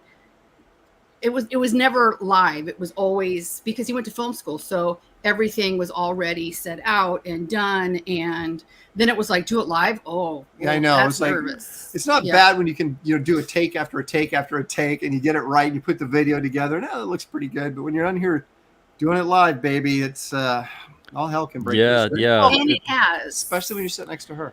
It really is. and You got to develop fireballs that. out. Do what? You got to develop it and find your voice with this stuff and what works Yeah. and what doesn't, and lean Well, into I'm so it. used to, well, I was anyway, to just going for whatever. I was a teacher. I don't care. You know, I had to be on show, on stage, whatever, every day. So I was just like, but the difference is here I can drink Fireball. Which I can't do that's in the true. No, not in the classroom. classroom. They frown upon that. Well, you but get yeah. you get breaks every now and then. I was a substitute teacher. Oh, yeah? Yeah, That's the- for about that's the 3 to worst 4 job. years. Yeah, Yeah. I did it. I loved it. The kids were great. The administration sucked. Suck. Yes. That was Sucked. I your have story. That's I right. have I have horror worked stories for about that. I can imagine what the you have too. worst. The worst one is I think I had filed 3 formal grievances in that one school year to the point where my VP was not allowed to even walk in the same hallway as me. He had to turn and go. He couldn't talk to me, Oh, that's any of my right. students, any of that. But my last job that I just had to leave in February because of medical stuff, was the greatest administrator I've ever worked. And you're like, finally, at the end of my career, I get to work for one that is amazing. So anyway, Jeff Potts wants to see if he can get me to do Kirk singing "Photograph" by Def Leppard, because I did Bohemian Rhapsody a couple weeks ago. oh my gosh, Aaron. Have you ever listened to the Transformed Man, that album that William Shatner? Yeah, Yeah. yeah. Mr. It's great. It's like Tambourine spoken. Man. It's Mr. like, yeah. Tambourine Man. There you go. Okay, so you're gonna do. I can't even think of photographs. In my head. I need a photograph. Oh Oh, my gosh. photograph. But anyway, so Sing here's it, your sing if that you call that singing. Here's your campaign for King Cryptid. This is well, why don't you tell us what it is, Pete? Well, first of all, the campaign's on both Alterna and Indiegogo, as you could see in the main image. So that's the total backers and the total raised so far. Nice. And thank you guys in the chat if you've backed. Appreciate it. If you haven't, go check it out. This is King Cryptid issues 5 to 9. So last year, number 1 to 4 came out, and number 1 to 4 are available to order right now. If you guys want to give it a try, go to alternacomics.com, order issues 1 to 4. If you dig them, come back and get 5 to 9. Or you can get them all in one shot on here. The first 9 issues, 200 pages, $25. Wow. Yeah, right now we got a limited Indiegogo only sketch card. It's a 5-minute quick portrait sketch card of one of the characters that I do. That's $25. There's only a couple of them left, and that comes down on the 8th. But King Cryptid is essentially a character that he was betrayed and cursed 500 years ago. He used to be a human being, and he got turned into this creature, this beast. The first 100 years or so of his curse, he was in this ravenous, feral state where he ate and killed whatever was around. He came eventually across a Wampanoag shaman by the name of Black Moon. And Black Moon recognized who this was based on all the legends and the stories and said that this guy is the guy. I got to help him out. So he helps him out by giving him this cosmic moonstone, and that's what's above, like right between his eyes, above the third eye. And it restores his humanity. His inner humanity comes out again. Because during those 100 years of that curse, he essentially knew and was aware of all the things he was doing, but was powerless to stop it. So his body was on automatic, and his mind was locked and trapped in there. So it was like his own living nightmare, hell, etc. So during the course of this time, King Cryptid, from that point on, had a lot of different things happen to him because he was on this path to redemption, essentially. He felt like even though He was powerless as to what was happening. He should have been doing something. He could have done something. He just feels so overwhelmed with guilt. And he spent more time like that trying to make right the wrongs that he had made. So now here we are in present day. Now in present day, what has happened is the past 30 years or so, there's been no sightings of King Cryptid. Everyone thought that, okay, I guess it was just a story. It's basically been a whole generation lost. So they're thinking like the stories must have been stories. I mean, we see it right now. Where if there's a generation that hasn't experienced something, it's so removed from them that they don't think it's possibly real and ever happen. It's not that difficult to erase what has happened in the past with just a little bit of forgetfulness. Yeah. So King Cryptid now is making an appearance again. He figured, I'm just going to live a peaceful life. I'm going to protect my corner of the world, which is the White Mountains in New Hampshire. But now he's seeing that there's things starting to happen around him. He's starting to see that there's a lot of weird stuff going on, weirder than ever before, weirder than the 500 years or so that he's been on Earth. And what he's really seeing is a mixture of dark magic and corrupt science.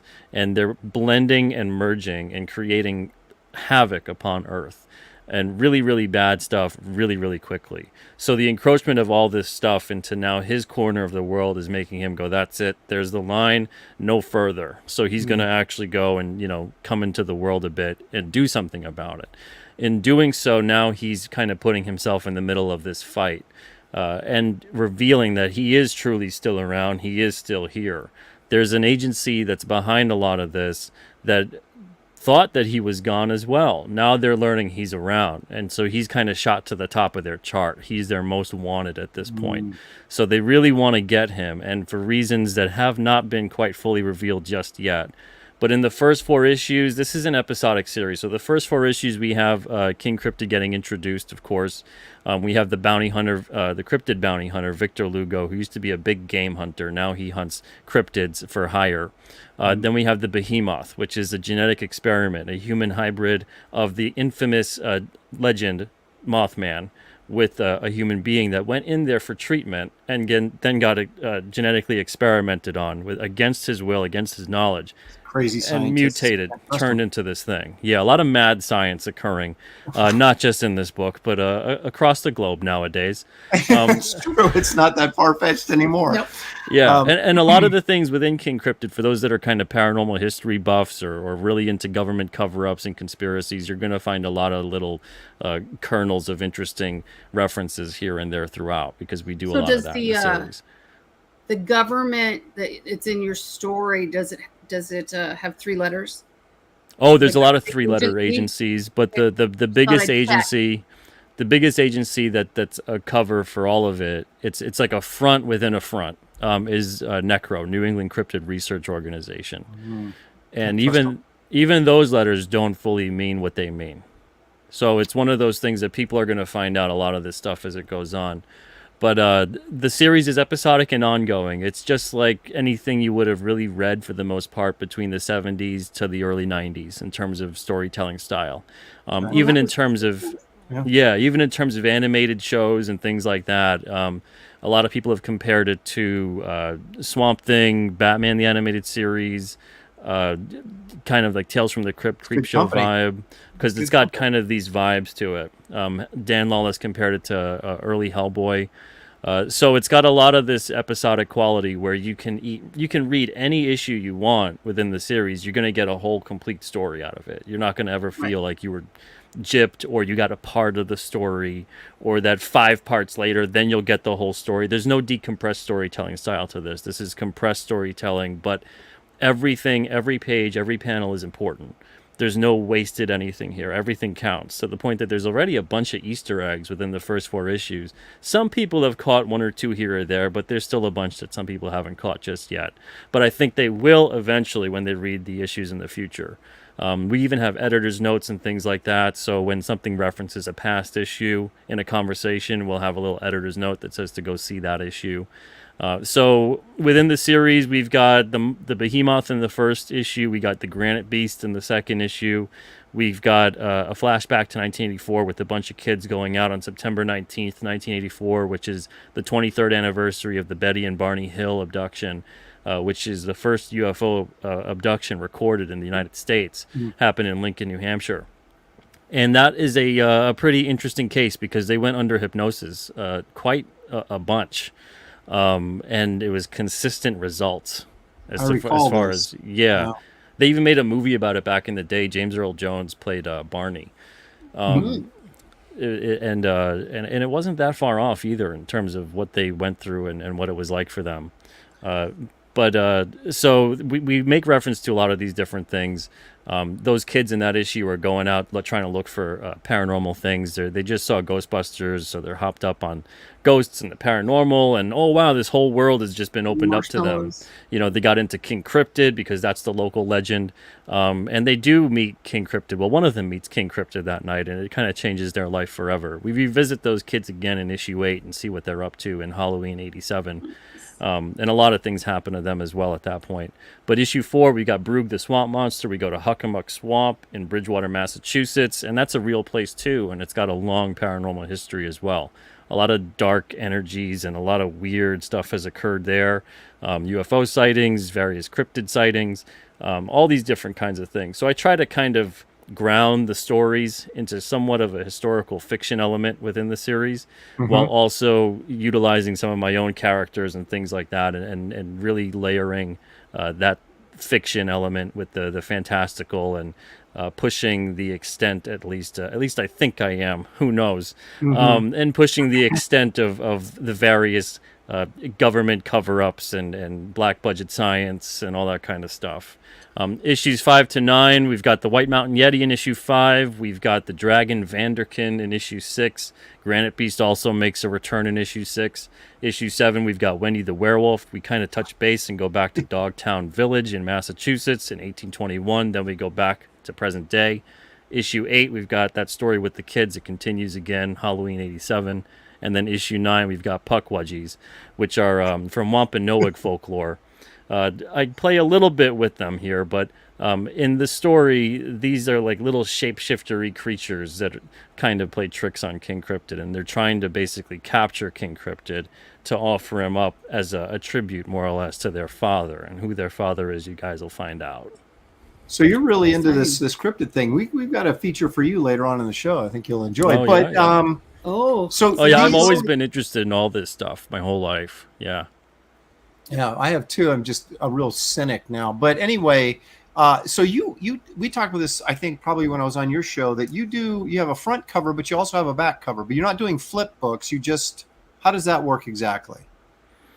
Yeah, so all it is it's not a flip book, but when you flip the book over, you'll see the back covers. So basically you get 2 covers for each issue. So instead of having to buy a separate issue for the separate cover, you could pick and choose the cover you'd like. If you want to display it, go for it. If you'd like to buy 2 issues, hey, you're not going to break the bank, but it's $2.25 a piece. Right. So we do have that even offered on the campaign, that there's a tier where you can get 1 signed and then 1 unsigned. So if you want to do it like that, you could do it like that. Okay. Cool. And you've got this kind of old school Marvel dress title cover dress on here, which I think is really cool as well. Yeah, I just thought, just even for organization's sake, it made so much sense back in the day. You could see immediately the publisher, the price, the cover, the issue number, everything was right there. Boom. Nowadays, it's kind of like you got to search for a lot of it, and then even then, it's still like, is this actually the publisher or the book I'm looking for? And then especially with the variant covers, which I mean, truth be told, I'm really not a fan of variant covers, and I think it takes away from the iconic nature of the issue too. So if you've got, let's say, Action Comics #1 had 15 variant covers, would you ever, if I say, man, I love that Action Comics cover, you'd go, which one? But meanwhile, I tell you, Action Comics #1, everybody in here, at least everybody in here, should know. Yeah, you immediately picture it in your mind as to what cover I'm talking about. That's because it's iconic. That's because there was 1 cover. Right. So you lose that. You water even that part of the business. You water that down. I to love me, your that's splash far page worse. I love your splash page here. Oh, thank you. Yeah, we open up looks, the issues like that, you know. Yeah, right I mean, it looks like I feel like I'm reading an old style comic book, which is what we all kind of are hearkening to, right? Is kind of that old school feel when we actually comics were good and we enjoyed them. I mean, this looks like I don't know, it just has a classic feel to it, which I think is really, really great. Yeah, thank you, man. I mean, that's the thing is that homage to the history of and what made them great when they were. Yeah, right? I try to carry the torch a little bit there. No. You know, do what I can to carry on the torch of the stuff that I loved about comics. And King Cryptid is everything I love about comics, the paranormal, the unknown. It's all rolled into one. So as far as like the way the issues open up, we got the title on there. You know, it's incorporated into the artwork. The issues even a lot of the time open up with a little bit of narration, kind of expounding. You know, there's poetic language sometime with things. I'm telling a story. You know, a lot of comics have forgotten. You're telling a story. You know, kind of important. Yeah, you know, and it helps to get the reader immersed. You know, you get the tone across, and then all of a sudden you're lost within it. The last thing I ever want to read or experience when I'm getting into a story is that feeling when you're instantly pulled out of it, and now you're imagining the writer, and they're writing it, and you're going, why did they write it like that? You know, that doesn't make any sense. That character wouldn't really do that. You know, when you start kind of cringing at everything and you could tell they're trying hard to appeal to a specific audience. They're not just telling the story. Tell a good story. Yeah, you know, there's a lot of that in modern storytelling across the board. And King Cryptid, we maintain a fairly serious tone throughout.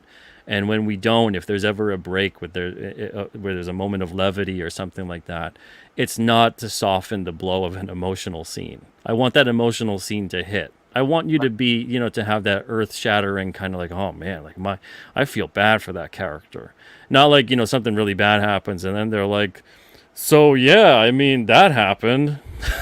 Right. Well, no, oh my gosh. Ridiculous. Part of the melodrama is what sold these books when we were kids, right? And it's like, you know, for me, Gwen Stacy dying, you know, Green Goblin killing Gwen Stacy, I was like, you turn that to that page in the book and you're like, ah!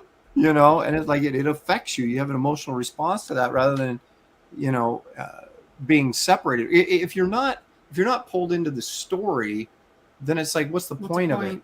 Yeah. Right. And I love your Kirby homage here. This Broog, you know, from the old Kirby giant monsters. I love that. Yeah. So you are the single issues still all available all the way to King Cryptid #1 on your website? Yeah, you can get 1 through 4. They're ready to ship now. It'll probably take like a week before they ship out because I'm in the middle of fulfillment right now on another campaign. But they're collected in a trade as well, so you have the option. No, they're just all single issues. Yeah. There's something about this that has to be said. As far as trades go, I've been mentioning this the past couple of weeks. King Cryptid ain't going to see a trade for 10 years. Okay. 10 years. It's a single issue series. Floppies then. Yeah, it's a single issue series. And the reason for that being when we put out a trade, it's finally going to be out and the readers will vote upon their 5 favorite issues. So then that's going to be put into a trade. Gotcha. So whatever's going on, however I can get in touch with readers in 10 years, because I'm in this for the long haul. I've got easily over 100 issues here to tell. I've got 40 already mapped out. Year after year, we're going to have 4 to 5 issues done.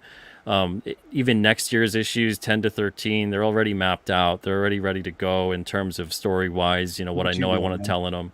So every single year, 4 to 5 issues. So we'll get there quick. But we'll have about 50 or so issues that we can collect the readers and see what they think of them and which ones stood out as their favorite. And the biggest reason for that, too, is because there's no real easy way at this point to collect King Cryptid as a trade.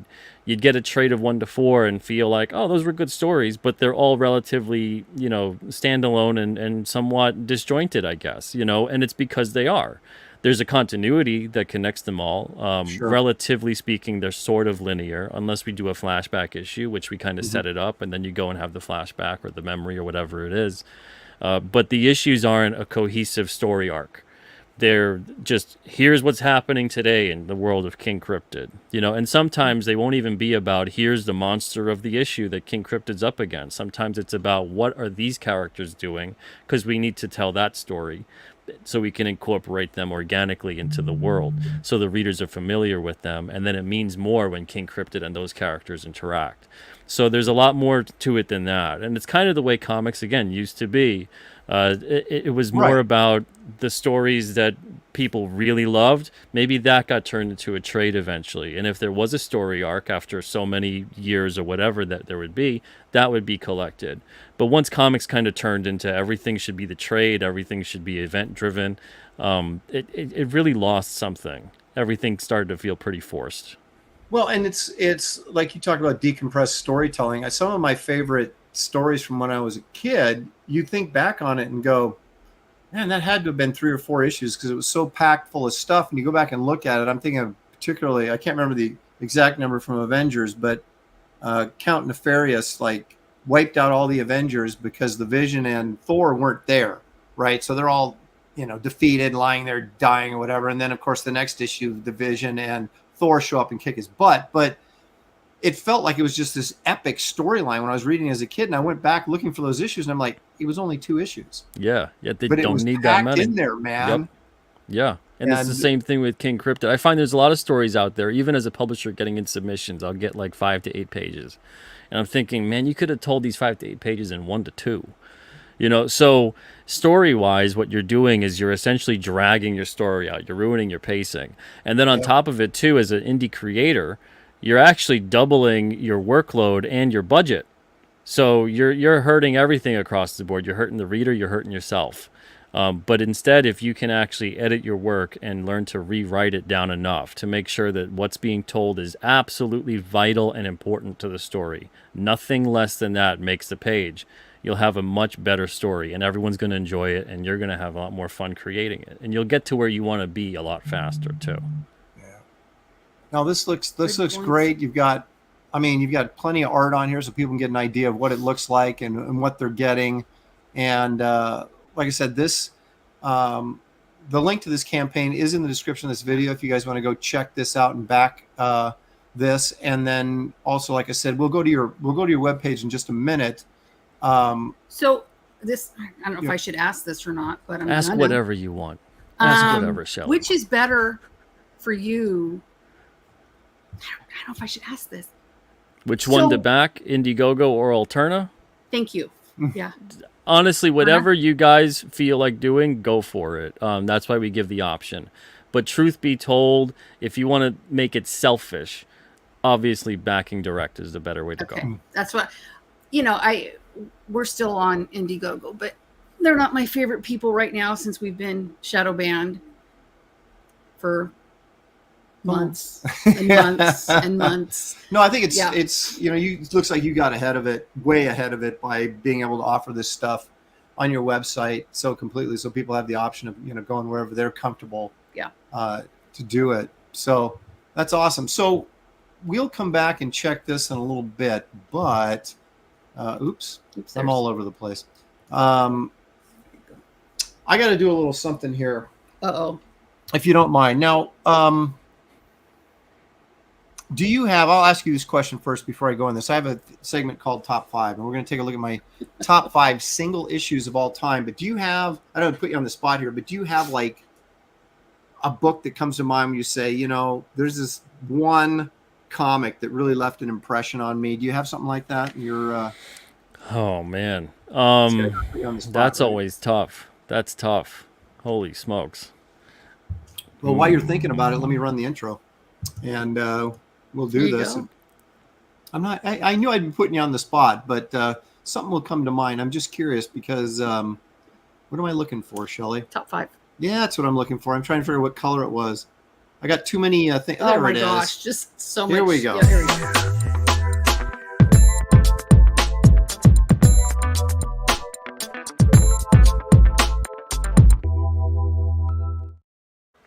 Yeah.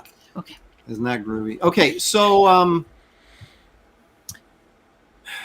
what I found out was that there's like a couple issues that I just immediately when I thought I would do this, I was like, there was like 2 issues that just came to mind immediately that I knew, okay, well, that's definitely on my list.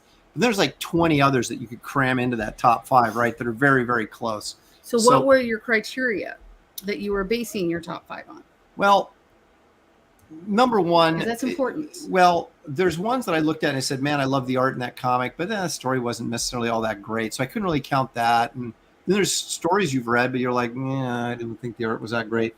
So it had to be a combination of both story and art, right? But it also had to be, I thought, what comes into my mind? You know, when someone says, Aaron, what's your favorite movie? I go, oh, Jaws. Star Trek 2, right? Okay. So if you don't have to think about it, if it pops into your head, then that to me is a pretty good indication that's probably something that you remember. Like I'll remember, like Dark Knight Returns. Everybody says, oh, yeah, how great that was and blah, blah, blah.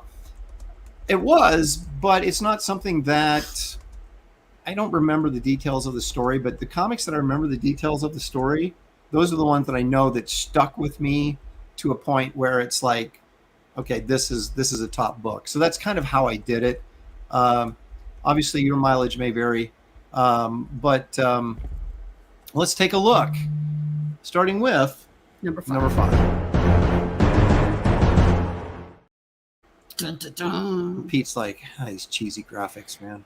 No, it's great. All right, this one, people will be surprised at this, Shelley. Maybe. I think so. Maybe. This is a book that stuck with me from my Thanks youth. for answering that, Pete. And the series stuck with me as well. But I was always everybody was a Conan fan, right? But I was always the guy that was going a little bit different than what the crowd was doing. So everybody loved X-Men. I hated X-Men. Everybody loved Conan. I said, I'm going to read King Cole. And the thing I like about Cole is, just in terms of a series, is that you got this barbarian who becomes king. So not only is he a barbarian, but now he has to kind of temper his barbarian mannerisms and be a king and rule this kingdom, right? So he's a barbarian with a heart of gold. And I like that sort of dichotomy about how do you be who you truly are, but at the same time be, have the weight of responsibility of this kingdom that you're supposed to be in charge of. And the reason I love this book so much is, if you haven't seen the interior art on this is by Ross Andru, who, and I'm okay with Ross Andru. He was, of course, Spider-Man artist for years in the 70s. So I grew up reading his work, but in this story, he's inked by Wally Wood. So it takes this sort of kind of dynamic comic book storytelling that Ross Andru had, but it kind of refines the illustrative quality of it and makes it something more than it ever was when he was doing like Spider-Man. And so I love the story because you get the whole story of where Cole was a kid, becomes a young barbarian, and then becomes how he ends up becoming part of the king's special guard, and then how he ends up getting tricked into battling the king for the throne, and he ends up winning it. And I mean, it's the first issue. We're talking about, compressed storytelling. It takes you from practically him as a teenager all the way to king by the end of the first issue, and you're ready to rock and roll. I mean, because it's just packed with stuff. So once again, getting your 15 cents worth, Pete, right there on the cover when you bought this book. Totally. Let me show you an interior page real quickly so you can see what I'm talking about in terms of the art style. So this is Ross Andru, but inked by Wally Wood. And I'm a big Wood fan, and he always brought something. He was one of those guys, kind of like, when you're always interested to see what Sienkiewicz does when he inks, like Buscema or something like that, or when Neil Adams inked Buscema, it just like gave it that extra oomph. And Wally Wood always seemed to do that when he was inking guys. He brought a little something extra to it that really made it cool. But anyway, so that's number 5 on my list, is King Cole number 1. Oh, here we go. Here's the quote. I like wood, Aaron Lopresti. So I was waiting. I heard it. I go, oh, that's going to come up. There's the new meme right there, folks. Nothing gets past these people. Guys, I tell you. All right. Nothing. So number 4.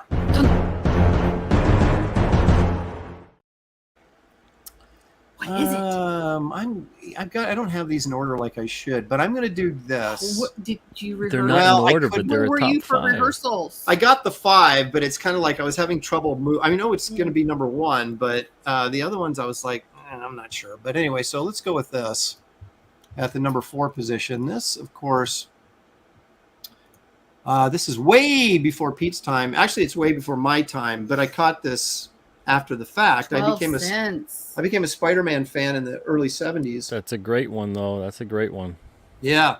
And I went back and had to go through old bookstores and stuff to get back issues and like get caught up on all my Spider-Man reading, right? Because I started reading in Spider-Man 138. So this one, I thought it, you know how they always used to say, let's face it, fans, this one's got it all. Well, this one does. You've got the Return of the Green Goblin. You've got Peter Parker gets unmasked in this. So now the Green Goblin knows who Peter Parker is, or who Spider-Man is, that he's Peter Parker. And at the end, you get the big reveal of the issue where the Green Goblin takes his mask off. Spoiler alert! Yeah, I know, spoilers, sorry. It's Norman Osborn, right? Which, you know, we didn't see that coming. He was just kind of a background character, Harry Osborn's father, and, you know, made appearances here and there, but he had no idea that he was the Green Goblin. And now certainly here he is, and you've got, how is Spider-Man going to get out of this, right? And the next issue is pretty good in the follow-up. It has the origin of the Green Goblin retold.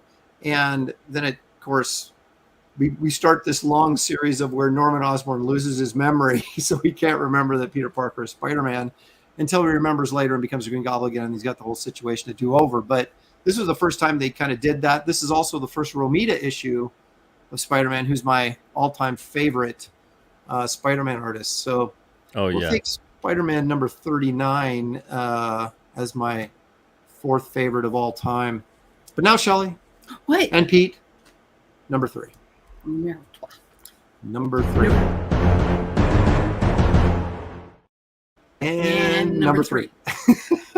And again, folks, number 3.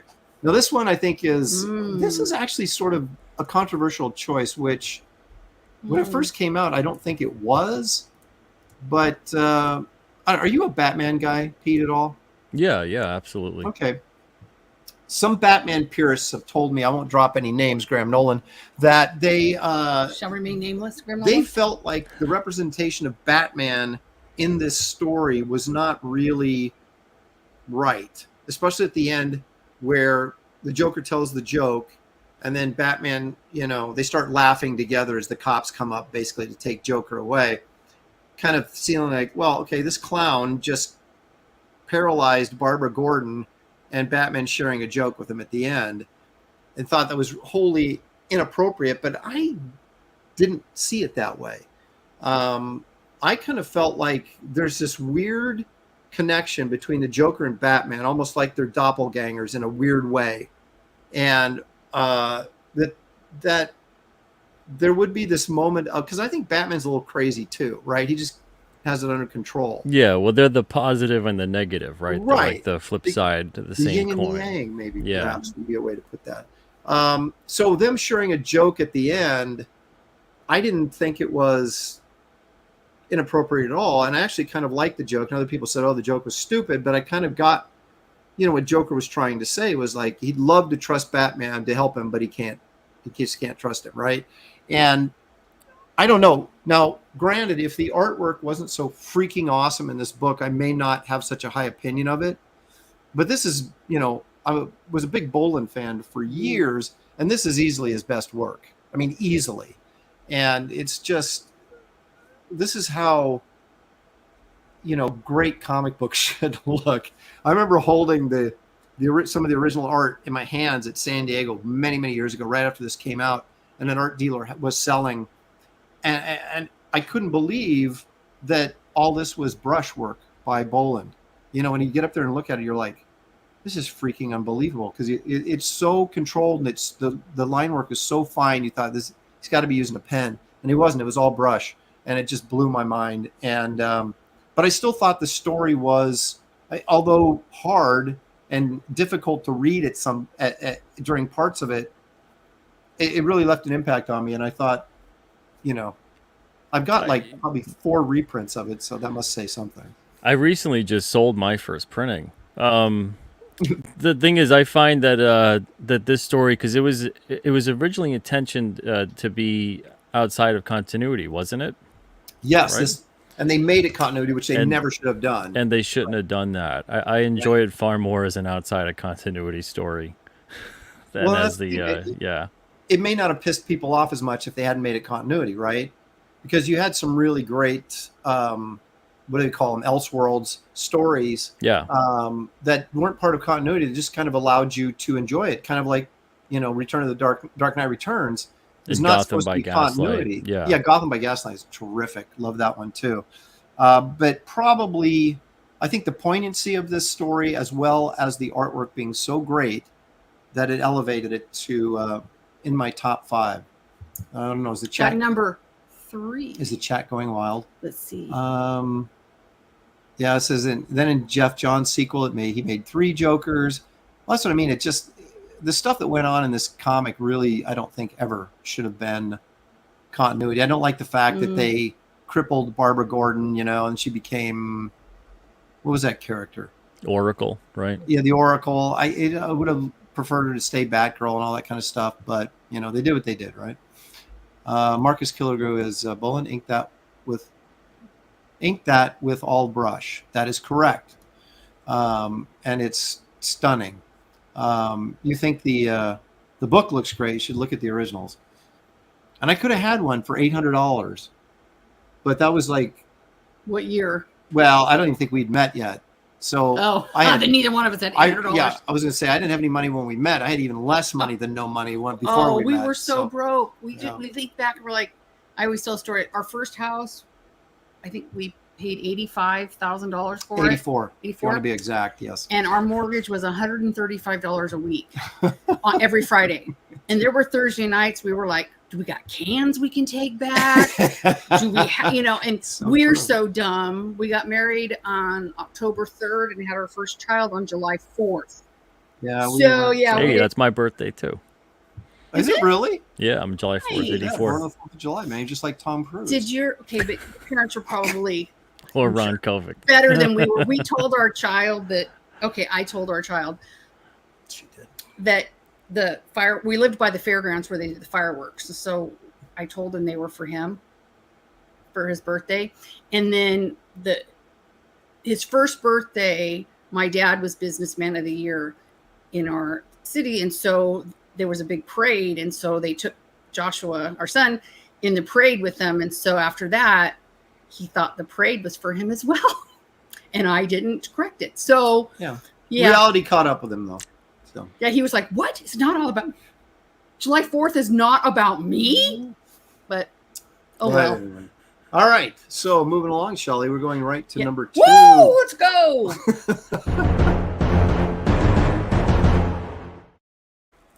Oh, she wanted me to do this. Woo! Let's go! That was you? Oh, okay. That was my first energy drink. Yeah, it was was the on first time he went to Dutch, and that was about 3 weeks ago Yeah. with our daughter. That's what they do. They're just Well, it's like an energy drink. It seemed like this can have way too much sugar in it, and it did. It woke me up. I can tell you that. But she's like, Mom, you gotta see. And I was like, oh yeah, so them. All right, here we go. Number 2. What do you think about this one, Pete? That's a good Ooh, one. Yeah, that's a good one. Uncle Walt. I was blown away, and not just because I'm I love friends with Walter his Not Simonson. that we're entire trouble run makers on or her is anything. great. Not that we've stayed at their house or anything. I mean, this is the first time anybody. We're just not that we've stayed at his house or anything, but this is the first time, to my recollection, that someone else was able to pick up the hammer of Thor, and actually then became Thor, right? So you got that going on in this issue, and that last page, that splash page of him, Don Blake, kind of. Beta Reveal takes his hammer, becomes Thor, flies off to Asgard, and it's just pouring down rain. There's lightning, and Don. I just said his name. I was going to say Don Bluth, but I know that's not it. Don Blake is standing there. This low angle shot on this wreckage of the spaceship, lifting these hands up to Asgard, going Father, and you're just like, what is going to happen next? Do you want to talk about? I couldn't wait for the next issue to come out. Neither could Husker. No, he's Our like, poor knocked out. dogs. No, you just mentioned his name and now he's Oh, awake. See, sorry. you shouldn't have said that. I woke you up. My bad.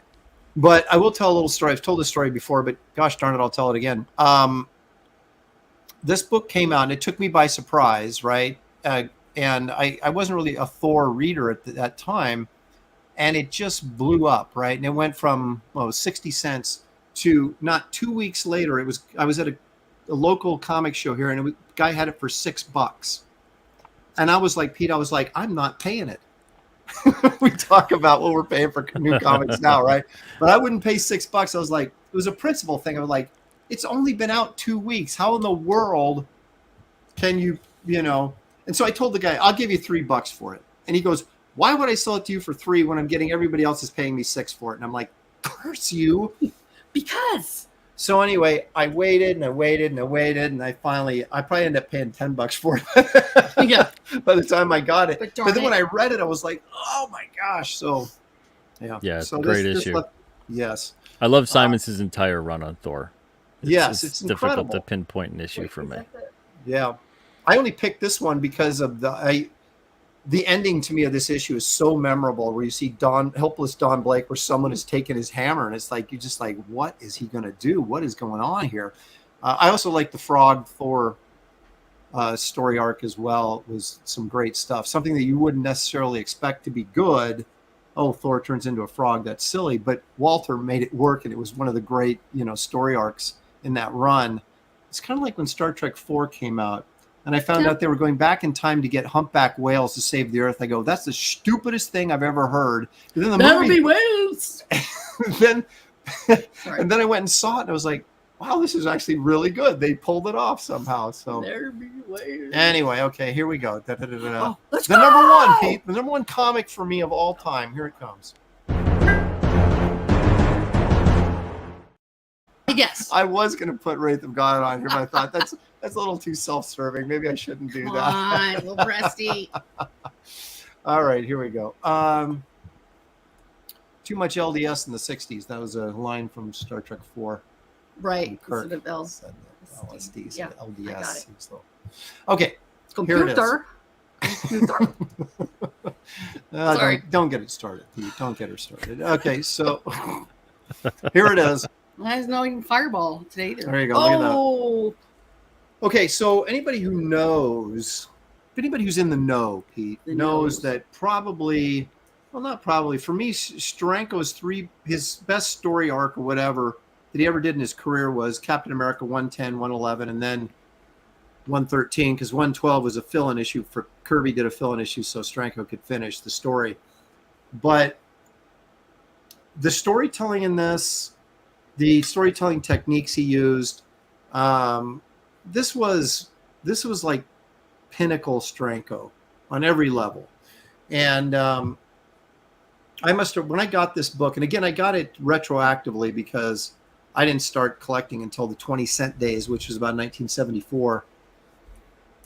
I had to go back and buy these, at used bookstores and old comic shops, stuff like that. And so I got to read them after the fact, but I just fell in love with this, the whole series, but this issue in particular.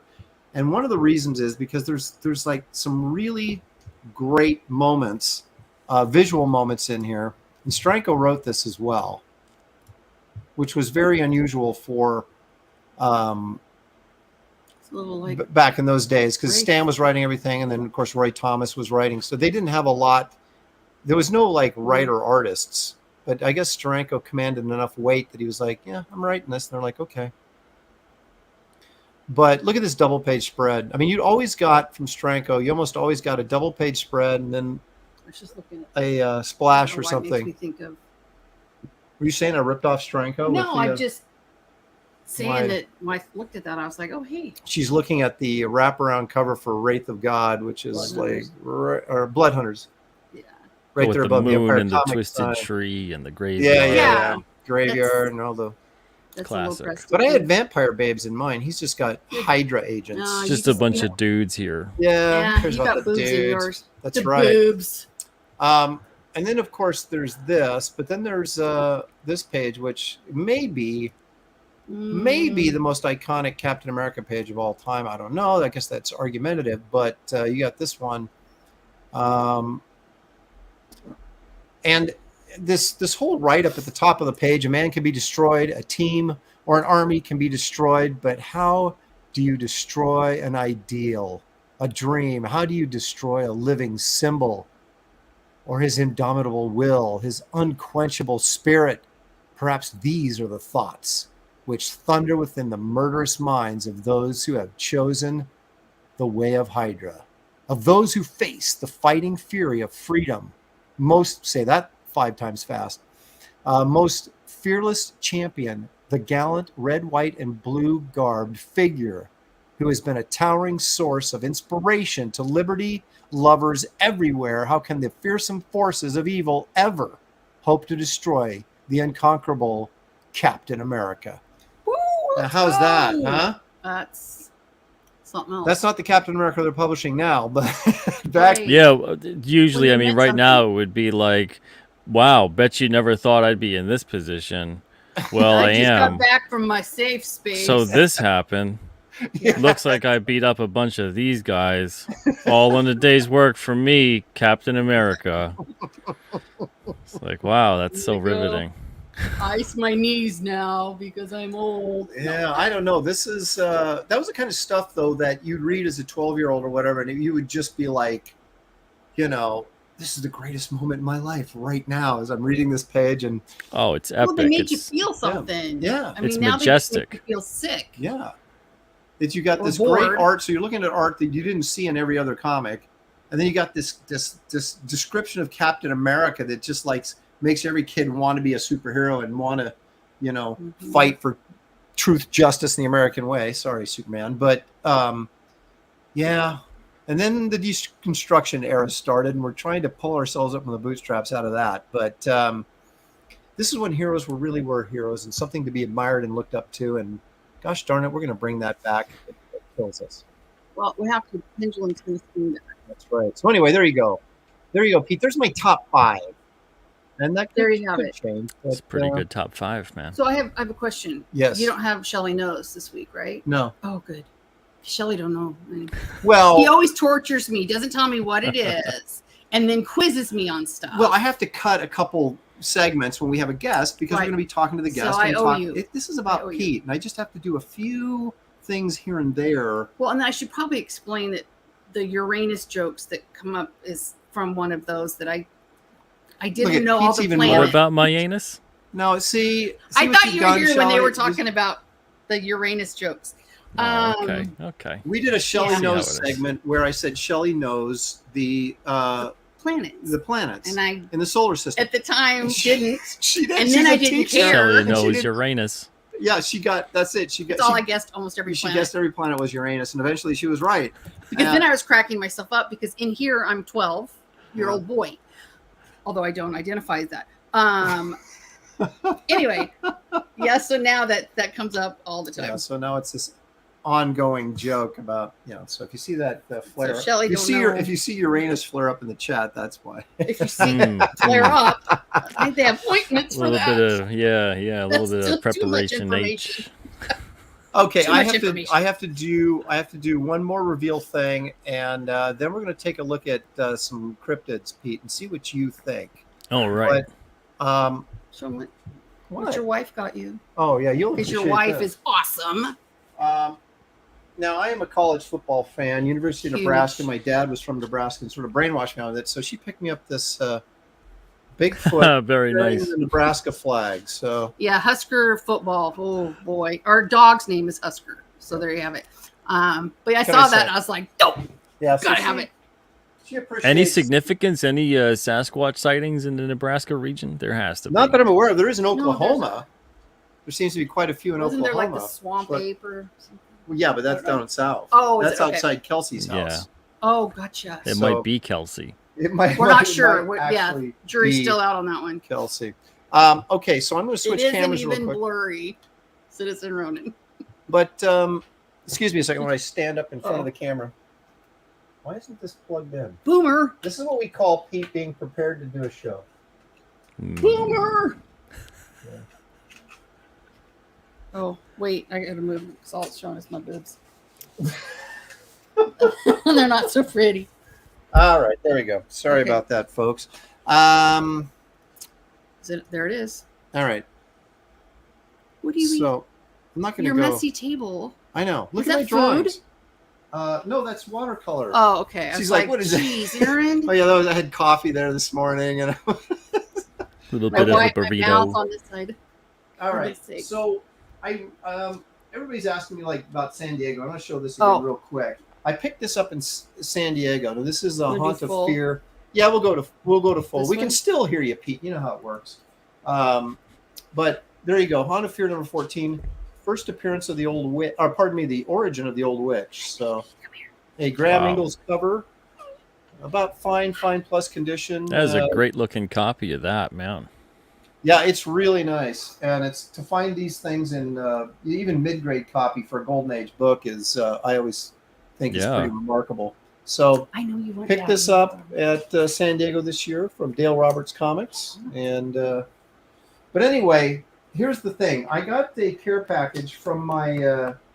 I used to do a show called Comic Art Convo with James from Sequential Treasures, and he was at the Washington State SummerCon.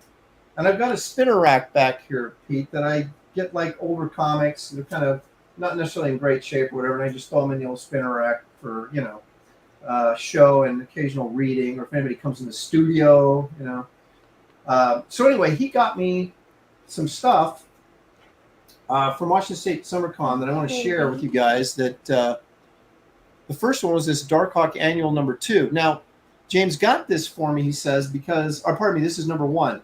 I actually did the artwork for Darkhawk Annual number 2. Yeah, I remember that. So he figured I probably had copies of that. So he said, well, I'll get you number 1 to go with that. So well, that's very nice. Yeah, so that's going in the old spinner rack. That's Mike Manley, I believe, did the artwork there. He thought this comic had all the elements of me. You got a monstrous guy holding a cute babe and a frustrated superhero. I don't know why. Which one was you? I may be the frustrated superhero, except I'm just frustrated. I'm not a superhero. Not today, you're not. So we got that issue of the Flash. Now this is interesting. Ooh. Everybody knows. I know this is gonna. Here we go with another quote. Everybody knows I love the Man Thing. So, giant size, man. Yeah, giant size preferably. Yeah, exactly. So this was an issue of the Man Thing, pardon me, the Hulk, that the Man Thing appeared in. Now, this is during Dale Keown's run, but Dale didn't draw this issue. And so I don't know that Dale's ever drawn the Man Thing. But could you imagine Dale Keown drawing the Man Thing? Holy crap. But anyway, so he got this for me because I'm a Man Thing fan. And look at that cover. I mean, come on. I love that. That's great. Image in the eyes. Well, he got me Marvel Superheroes Secret Wars number 5. Just because he felt this was kind of like significant in the sense that it was probably the book that sort of launched the crossover mania that we've been involved with in comics ever since. But there you got all the heroes in it, and so anyway, that's going in. All these are going in the spinner rack. He wanted to get me something from Simonson. Got me Orion, and I'll tell you this: if you haven't read the Orion series that Simonson did for DC, the New Gods stuff, he did some really cool storytelling stuff in there. You guys should check it out. I think that Simonson New Gods stuff that he did for DC is really, really got some good stuff in it, and I think it sort of got overlooked a little bit. And then he picked me up the last issue of Superman that John Byrne did when he rebooted Superman. Oh, yeah. And apparently he tells me that Superman had to kill somebody in here. So kills this bad guy. So it's kind of a first, I guess. So I'm going to have to flip through this. Nice. But look at that. It's by John Byrne. No other names on there, folks. It's all Byrne all the time. That's a fun run. Yeah, I need a couple of those issues to get the whole run. I loved his Man of Steel miniseries, right? That launched all of it. That it was such a big event. They had it they had radio advertising and everything. Oh yeah. For that, it was such a big deal, and it was a lot of fun. Now I picked this up because he knows I love The Thing, and he knows I love horror. So now you got it's The a great Thing, series. The Thing solo. Yeah, it's a great series. I got all of them. Move it up. Yeah. Awesome. Oh, Move it up. sorry. So much fun. Yeah, they started him off doing Marvel 2-in-1, which is basically his Spider-Man team-up book. And I used to love those as well. So these came out though mostly in my college years, so I wasn't reading as adamantly as I was back in the 70s when I was a kid. But anyway, so that's going to go in there. And then he picked me up a couple of things. I had Kazar #1, and I think actually he picked up a Kazar #3 for me. And so then I had this gaping hole for Kazar #2. This is actually fairly high grade. Gil Kane, inked by our good friend John Romita Sr. So he got this actually for my collection to put in the old box. Nice. So now I have Kazar 1, 2, and 3. So I can kind of feel like I'm on my way to being a Kazar completist. Now here's the big one. Creatures on the Loose with a Stranko cover signed by Stranko. So Stranko was at the Washington State Summer Con. And apparently James, knowing that I was a fan of this Gulliver of Mars series and Creatures on the Loose, picked out the Stranko cover, then had Jim sign it. And told Jim that he was getting it signed for me. Wow. And so then Jim promptly replied, well, I guess I have to charge you twice as much now. So nice. But here's a little factoid that Jim told James. Jim told Jim, this yellow girl right here, that was apparently the girl that Stranko was dating at the time that he drew this cover. Nice. So how about that? I don't know if she dressed like that, but never know. There you have it. There's an old Jim Stranko girlfriend right there depicted on the cover. Great. So anyway, there's a little story for you. There's some books that James from Sequential Treasures got for me. They'll be going up in the spinner rack, except those last two, they'll be going in my collection. Thank you, James, very much for that. Appreciate it greatly. All right, now I'm going to bebop back in here simply by the magic of changing. That's the wrong one. Yeah, there it is. There we go. You got to hit the right button eventually, and everything comes together. All right, there we go. It's all magic. You know that, Pete. All right, so I want to take a quick trip to alterna.com, and then we're going to look at cryptid videos, and then we'll wrap this crazy show up. But Daddy. Ooh, nice. The dog's getting make sure you go to alternacomics.com. I'm not sure where alterna.com will take you. No, I'm sorry. I'm not responsible no. for that. Which one did we oh gosh, Shelley's got right. There was this place called Rick's Movie Memorabilia back in the 90s, and we would go there and get, because our family room is like a movie themed. We got old cameras and movie posters and stuff. And so we were thinking about getting a popcorn machine, and putting it in there. And so Shelley didn't put, it was ricksmovies.com. Well, she just put in ricks.com. Ricks.com is Rick's Girls. Yeah, Ricks.com is actually ricksgirls.com. So I was like, oh! I don't think this is the right site. So you got to be careful. You're right. So anyway, this is your home website. Very nice. And you just got everything just lined up here that people can order, right? Tell us a little bit about how this works. Yeah, so the website's kind of like a 2-in-1 at this point, where it serves as not just the store, but also the website for the company and the books. So you can go in here and order anything and everything Alterna. We've got over 400 items. You can learn more about the books, see preview pages. You can get merch. You can learn about characters. We've got digital versions on here to download as well. They're 99 cents a piece for the most part. And you own the PDF. You don't have a license to it or anything like that. Like it would be through a Comixology or whatever service. So everything's on here, and then even the pre-orders are now on here. And we didn't always used to have pre-orders on here. Before, it used to be doing pre-orders on Indiegogo, and then everything in stock would be on the website. But now we have both, so you have the option to order, to pre-order on Indiegogo or pre-order on the site. But on the site, you can manage to get both the pre-orders and the in-stock items as well. And we have an option that if you want it shipped separately, you pay a little bit extra, and then we ship the in-stock items to you separately, and then the pre-order items later. If you don't pay for the extra shipping, what happens is that we ship everything to you all in one shot when the pre-orders arrive. Or if you were to place another order down the line, then we would ship everything in stock on a prior order along with the future order of in-stock items. So I'm always going back and forth and checking and making sure that just in case people ordered certain things, they don't have to wait if they've placed a future order or whatever and they had something they're waiting for in the past. It's available now. I'll ship it out. So right now I'm fulfilling on one of the campaigns. We've got, it came out on Wednesday, number 20, Horace H. Hoover, number 2, Unit 44, number 7, Wolf and Batsy, number 7, and Blood Realm, number 12 that are shipping out right now. And we've got other books available for pre-order too. But like I said, there's a lot of stuff on here. Yeah, I was going to say, this is just really impressive. I like it's so organized. You got all these options here. Like the bundle. Yeah, and here's your new releases. You can see the new releases. So we've got different merch. It's a lot of King Cryptid stuff that was from the past campaign is now available to order in stock on the site.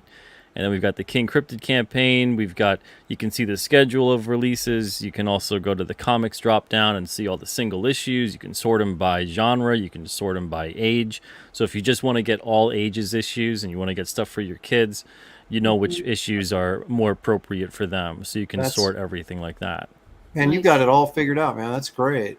Look at this stuff. That's fantastic. I was just going to ask that about the kids. So read my mind. Yep. Look at all this. Cool. Yeah, we got a lot of issues.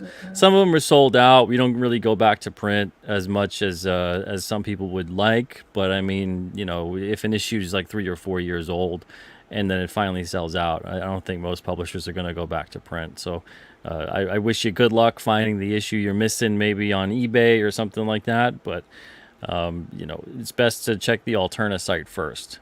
Don't go to eBay first. Check us first. Yeah. Well, it's always hard to, you know, I went to a second printing recently of Wraith of God #1, and it was, you know, I didn't know how many people, you know, would it be just 20 people wanted it, or, you know, is there 100 people that wanted it, you know, and then how many do I print of that, and how many down the road do you think I'll sell? Because it's difficult to go back to press. You know, if you're a big, well-oiled machine, it's probably not a big deal, but for us, it is. I mean, just because you're putting the book together again and, you know, getting it back to it's not even so much that. It's more about justifying, you know, if 5 or 10 people say they really want the book, it's hard to justify a run of 500 to 1,000. Right. You know, so you really have to have overwhelming demand, and it has to be there for a reason. Right. Yeah, because you don't want to be sitting on inventory forever. Exactly. But, yeah. You got to have some inventory, but you don't want to have so much inventory that, I know. Yeah. These are the things we deal with. I mean, and that's the reason why when we had distribution too, I had a buyback policy with retailers. So if they sent us copies back, we would buy them back or do a trade. But most retailers either didn't have books to trade back because they sold out, or they just wanted to hold on to them. It was a bittersweet thing being in distribution. So it's one of those things where, you know, it seemed like you were doing 3 times the work to earn 1/3 of the money. Right. That's the thing. I have a lot of people saying, hey, are these going to be available through comic shops? And I would just say, just go to my website and order it from me if you want. You get it a lot faster, because that was our problem with distribution. And that's why we started selling direct. Because I would rather a distributor just handle everything, and when there's reorders that come in, we ship it to them. But I was noticing that on the site for Diamond, I could see the sales come in, and we would sell out of something. You know, hundreds of issues would start to come in on back order, and I'd wait for the auto invoice to be sent out for the purchase order, and if it didn't get sent out within a month, they would cancel it. So it'd be like 3 weeks, and I'm like, okay, in total, we've got like 1,000 issues here. Can we please send you, you know, what you need? Because you can't send it to them. If you send it to them, they'll throw it out and fine you $150. That happened to us once. And that added insult to injury. So I just never did that again. But I made sure to hound them when it was 2 to 3 weeks in. And, you know, sometimes they would respond and send us a purchase order, but other times they'd go, oh, it's an automated thing in the system. You know, if it doesn't send one to you, that's it. And I'm like, but there's a lot of issues there that retailers and readers are waiting on. You know, shouldn't we send that to you? So, you know, too many times. We lost over, I think, 13,000 or something like that reorders in a year and a half with them.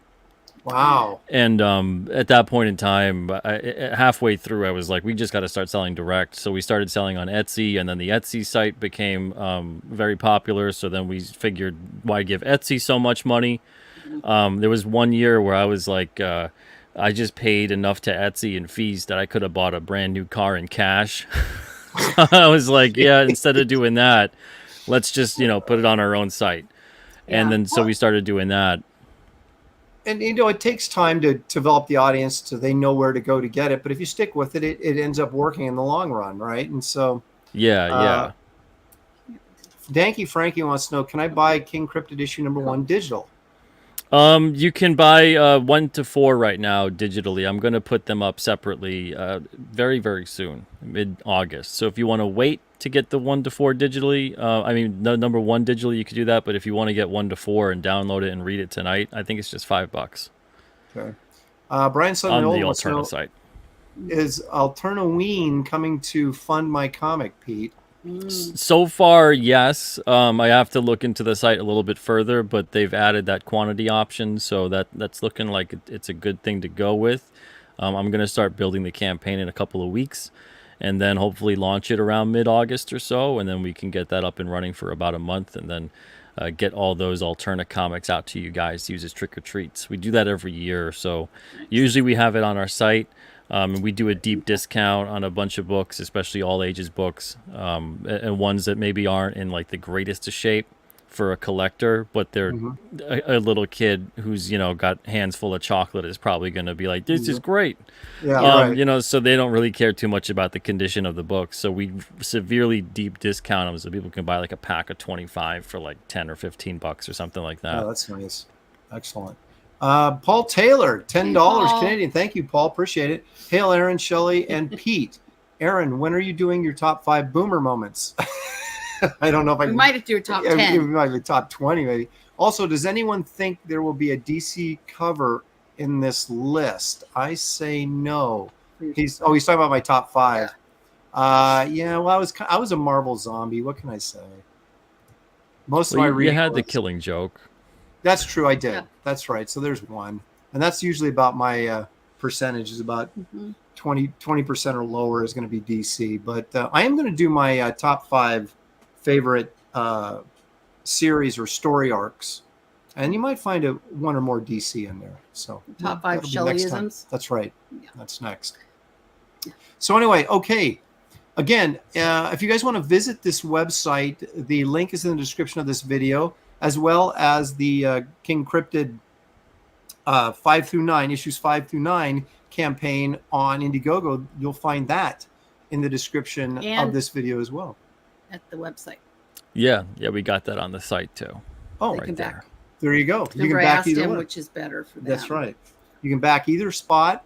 You'll also find the Wraith of God Blood Hunters campaign. The Indiegogo link is in the description of this video as well. But now, Pete, now it's time to find out your real true feelings on cryptids. So, all right. This is it better be good, Aaron. Well, no, I'm just we've been doing this a while. I don't know if there's any good ones left. Yeah, it's tough to find decent videos anymore because we've been doing this for so long. But this scoured the internet. A little segment we like to call "Not Finding Bigfoot."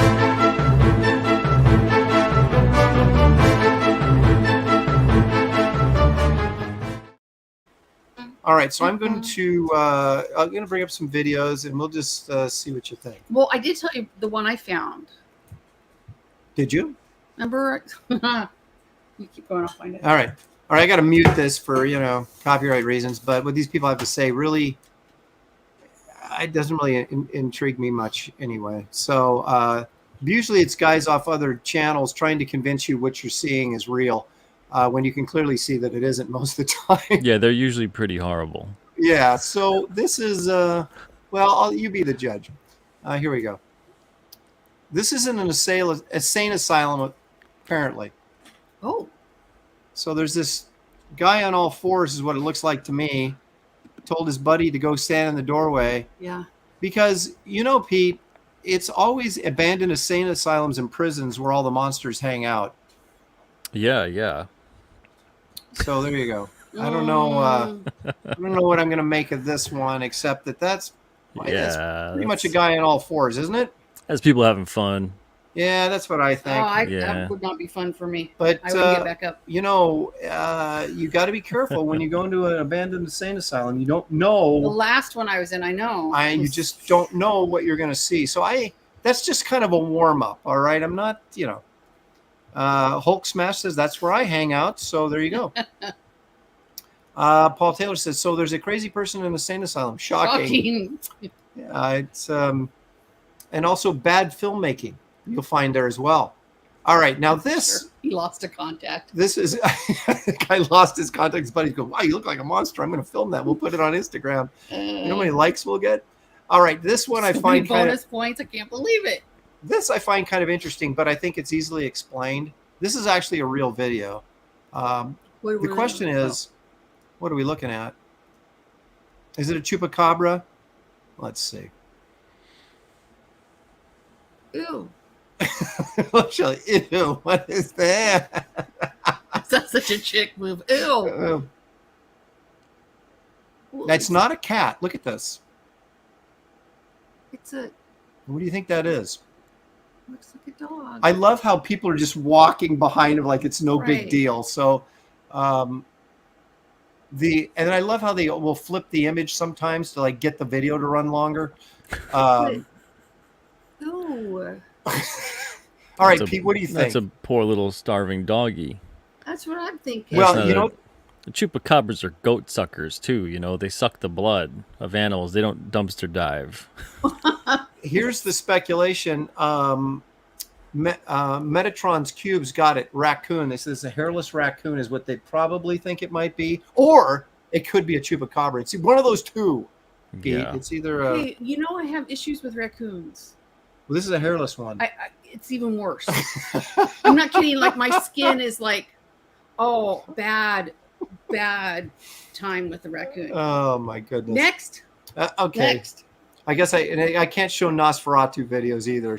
Shelley loses it when I do Nosferatu And videos. he does it right when he's like, now check this out, and I'll go. She leans in real close, and I'll hit her with the Nosferatu. If you do it, I won't.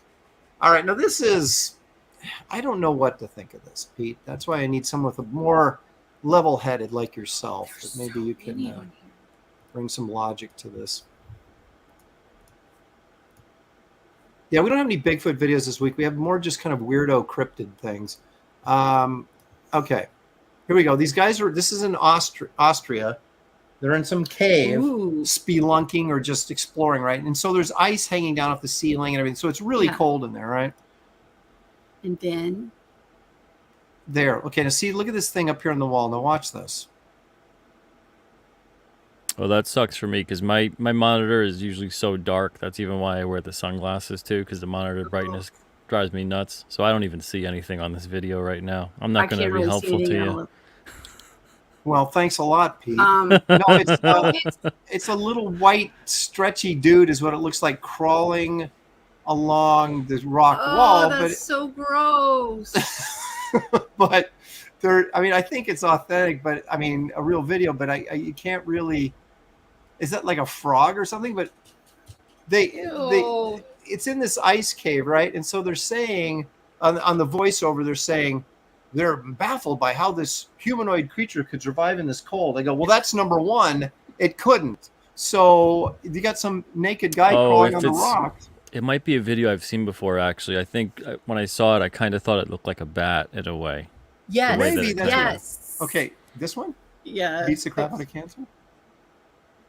No. Making fun of me, yeah. Fane Lowlife says, beats the crap out of cancer. But I'm afraid of a raccoon. Yeah. That's right. I don't fear cancer, but gosh darn it, give me that hairless raccoon. But raccoons make my skin crawl. Okay. Yeah. Now we're saying, Tom Teacher wants to know, is that abandoned mental cave? That's right. So we were in the asylum, and now we're in the abandoned where they used to. They'd have to be mental to go in there. I'm just saying. John Anon says, looks like a bat. Now that's that you probably say the one. Yeah. Paul Taylor, a resident biologist, he says, so you have beautiful women and excellent beer in Austria, and these guys are in a cave. Again, mental. Yeah. Yeah, the thing with cryptids is I tend to trust more the testimony of people who think they saw something than I trust the people who take the video. Yeah. And the reason for that being is that by the time that you see what you think you saw, you're not going to capture that on video. You Right. know, We so love the trail cam ones. yeah, like they're fun to watch and it's fun to guess and whatnot, but there's people with stories that are pretty detailed, and then especially when it's a similar thing people are describing over different continents and different cultures across different times, and it's kind of like, okay, that's interesting. Brian says no, it's a bat. It's a bat. Bob Gable says no, it's the golem. He could be right. Well, maybe, yeah. How about Pastmaster Dan says mugwump? Never That's a heard it. possibility. I guess it'd I be a do frog. think The great it white did bat. make me think of a bat, but I didn't see any wings. But it was so dark, it could have been, It was an all naked All right. one. Now things are going to start cooking, Pete. I've just been warming you up. Okay. I've just been warming you up. Okay, now this is in Ireland. Okay. Now this is definitely something, but the question is, what the heck is it? It's a wee thing. Here we go. So they didn't say what lake in Ireland it was, but here we go. So we got this thing scooting along the top of the water. The thing that bothers me about it is it's not like going under it's Right. like flat, like, someone were dragging a, buoy or something, But, I mean, what would have a hump like that and swim even like that? I don't know. What do you think? Come Pete? on, focus. I don't know. That's strange. It does kind of look like someone is dragging something, but I can't really. You'd have to. I mean, holy crap, cameraman! Jeez Louise. I know. Maybe I'm gonna barf. barf. Yeah. Well, it's like if something had a hump like that and was swimming through water, it would be up and down. You would think, right? I would it wouldn't think like be. even a turtle, because you would have Yeah, they would. Yeah. Yeah, and the wake of it Just would show I was kind doing of the turtle. something. proving my point. Phenol Life Doing the says turtle. sea turtle. It's a bog trotter, according to Fritzy Schnitzel. I don't even know what that is, but maybe he's right. Catfish. Oh, there we go. Caleb's got it. It's an elephant. Definitely. Yeah. The Irish elephant. It's a rare breed, but they're out there. It's kind of like ice cave bats. No, maybe. Yeah, I don't know what that is, but I can't. I can't say anything conclusively about it. It's a Kelly warp.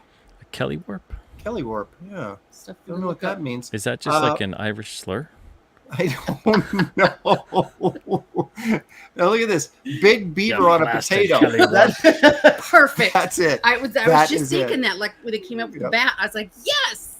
Big Pretty beaver sure on a that's what potato. Scrooge McDuck used to shout out. Yeah. You blasted Kelly warp. I think he was Scottish, but still. Close Still, enough. it's close enough, right? Daniel Russell says Irish lake python. I didn't know those were a thing, but there you go, Daniel. Son. Wait. Which one? Where is it? My Scottish uncle swimming to the pub. That's possible. That's possible. Oh my gosh. Oh, that's good stuff. All right. So, okay, maybe that wasn't as good as promised, but this is from Oregon. Well, then. So this is our Could be a backyard. great so this deal, is, many things. This has got to be, you know what? So we're in church today, and the pastor was talking about states that had the most Let's talk about how anxiety, right? is so prevalent What? right now. And this week we said there was a list of the states that had the highest and ranked them to the lowest amount of people with anxiety or severe anxiety. And Florida was like the lowest one. And the highest Was Oregon. So, And he goes, because Oregon we are stupid. Oregon's And it is. Mostly Portland. But yeah. Oh, but so we're just anxiety ridden around here. And so that's why you would go out in the woods In Oregon. in Oregon and see something like this. There we go. Yep. Okay, so you'll see it in a second here. Creature filmed lurking. Because that's what people do. They go out in the middle of the night with a What's that camera. strange noise? Let me go investigate in the but dark. this is kind of creepy. Okay, so look at right here. This is a back or something bent over. Now watch. Stop it. Watch. Stop it. Whoa! No. I Okay, don't like Pete, that. how do you explain that? Well, we have Can't reflective explain eyes. that. Can't explain that. Look at this. That's Smooth, smooth, hairless, hairless- and a large dome-shaped head. Oh. Sounds But- just like me. Like, You're not hairless, though. That's true. I'm not. Look at that. I mean, Animals have reflective eyes, right? yeah, but what's going on Yeah. here? I mean, that looks kind of real, doesn't it? these videos. I It's always may like never leave the house at night ever again now. anytime I see stuff like this, I'm like, that's a hell of a coincidence. Yeah. Yeah. I Oh, just yeah. happened Walking along to be. and Yeah, and he sees this guy out right in the woods. there. Another Okay. hairless raccoon. But- Stop it. I will say this. I give him an A for effort. If it's a costume or a some sort of puppet or something, Yeah, you got to give him an A for effort, right? yeah. Yeah, and Because that's pretty creepy. I love that. oh good, because I'll be Shelley, you want to look at it one more time? No, Let's look not at it one more really. time. No. Shelley wants to see it one more No, time. not really. Okay, here we go. It's kind of I'm just gonna- Nosferatu-ish. It's almost like the Goat Man. Yeah, exactly. Oh. Maybe You he's know. eating a goat, or like what are those things? A rake they call them, or there's also Oh those- yeah, the rake. the yeah. white things. What are those called? That The White Walkers? yeah, the skinwalkers. Skinwalkers. Yeah. No. A raccoon with alopecia. Stop it. Angela It says wants to Aaron believe. wants to. I do want to believe, but I just can't. I do. That's a couple banging. What? That's a couple. Leave him. Leave them alone. Oops, sorry, my bad. the common field hag. Oh, I heard about those. Oh my goodness. Well, no, I went on to Prime because I started watching a documentary. This guy, Ted Wheeler, he's the mayor of Portland. Yeah. In case you're interested. There was a Bigfoot convention. Oh, that's That right. one, That was the right. thing. And so I went to Prime Have you and been to one of these? I just put in Bigfoot, and there's so many. I Mm. have your Most whole of- evening planned out. Most of them are crap, though. That's the problem. Trying to get Discovering Bigfoot. even a remotely decent video. Hunting Bigfoot. Yeah, I know, but they don't. Oh they my gosh, never our whole find evening them. is set Pete, have you on been? the trail of Bigfoot. Have you been to a Bigfoot convention? No, I haven't. The No. Bigfoot of Bailey, Yeah. Colorado. Okay. Kathleen Madigan, one of my favorite comedians, hunting Bigfoot. Okay, we got one more, and this is the big one, Pete. Sasquatch among wild men. There you go. I'm just saying, there's a I lot will out say there. this though. I know a lot of people are UFO believers. I'm not particularly one, but they did this map of the world, and they had like lights put on the map showing where the most UFO sightings were. The United States was a freaking Christmas light. It was covered in lights. The rest of the world was almost nothing. So I wonder if maybe in this country of We want to freedom believe. and prosperity that we just have nothing better to do than create cryptid videos. I don't know. Well, I I don't- think it does have to do with the freedom part. I think it has to do with the part that people feel like they can They report can. about that. Well, Because in some Oh, countries, if you report about that, it's not so good for you. No, that's no right. So bueno. maybe you're onto something It's a there. no bueno for you. Thank you, Frankie says Pete doesn't And- know what he's missing. Bigfoot Con. And Oh. UFOs absolutely exist. It's just whether or not they're extraterrestrial in origin. Well, no, true. I Oh, there agree you with go. that. I agree with that. Don't call Um, me Bigfoot. That's another one we're going to watch. All right, here we go. Bigfoot encounter in the Pacific Northwest. Well, that's where they're supposed to be, Boom. right? So Yeah. that wouldn't be surprising. The Bigfoot alien connection revealed. Wow. Okay. Well, I got a question We're about on it. UFOs I want to ask in a minute, but let's Hmm. take a look at this video. This dog is like, why can't I be on screen? Come here. I know Um, he just wants you. I'm trying to pick I him know. up, and he's like, nope. okay, check this out, Shelley. Wait, there's more. that was a streaker. Wait a minute. Look, he's crawling into the car. No. Stop it. Wait, feel my heart. You didn't. Oh man, that dude's hopped up on PCP or something. No. He's just Way running to crawl around. in the car, Shelley. You're missing the good stuff. No, now my they're going to gosh, slow my it heart, down. you scared Look me. it. Is that a dingler right there? What's That that? looks like a car crash dummy. Oh, That's interesting. Feel That is my interesting. heart. this yeah, is, that- What's that one scene in? Scared the crap out of me. It's like in what Signs or whatever Yes, that. reminds me of Yeah. that one I'm clip. gonna of the get a glass That's of water funny. here for a little bit. All right, so here we go. So Oh my gosh, Aaron, that was horrible. okay, let's You didn't check even, him like- out. That's Look a at little Lee- kid. He's leaping in action. Boing. Boing. Look at that. Uh, Okay, no. but I love the part where they swing over to the other side of the car and you get to see him crawling Oh my underneath the gosh. car. So watch My this. It's heart. look at him. He's crawling underneath the car. What? Now, here's my problem with you with I aliens. cannot believe that's what. Remember, they had the where. They're always running around naked, right? Right. That's if they're yeah. smarter than we are, they Always must be smarter than we are. Why don't they Put have on any some clothes friggin' on? clothes. Oh my gosh! Look That's at gotta the be- head looks like a It crash does, dummy. but doesn't that look like his winky hanging out there? Look at that. What is that? That's an alien. That's an alien winky right Oh. there. Little dude's my gosh. packing. Good for him. Oh, That's right. We can't find clothes to enclose that. oh, Well, I mean, if you were packing like that, let's be honest, would you be wearing clothes? Probably not. He never leave the house. Oh my gosh. So he's running to these super long. Oh, Aaron, that was I horrible love this right here as he crawls underneath the car to get away. to get away. But oh, Wow. I can't believe you did that to me. Ah. He's swinging heavy lumber, says Fritzy Schnitzel. Oh, I thought my back hurt. Brian says demonetized. Monster hog.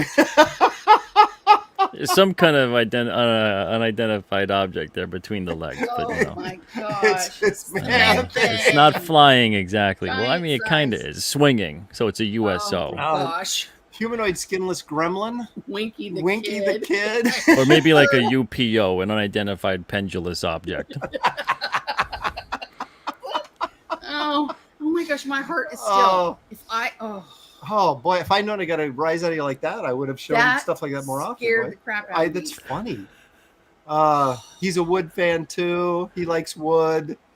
Not cryptid, but Yeah, there it is. There you go. Never.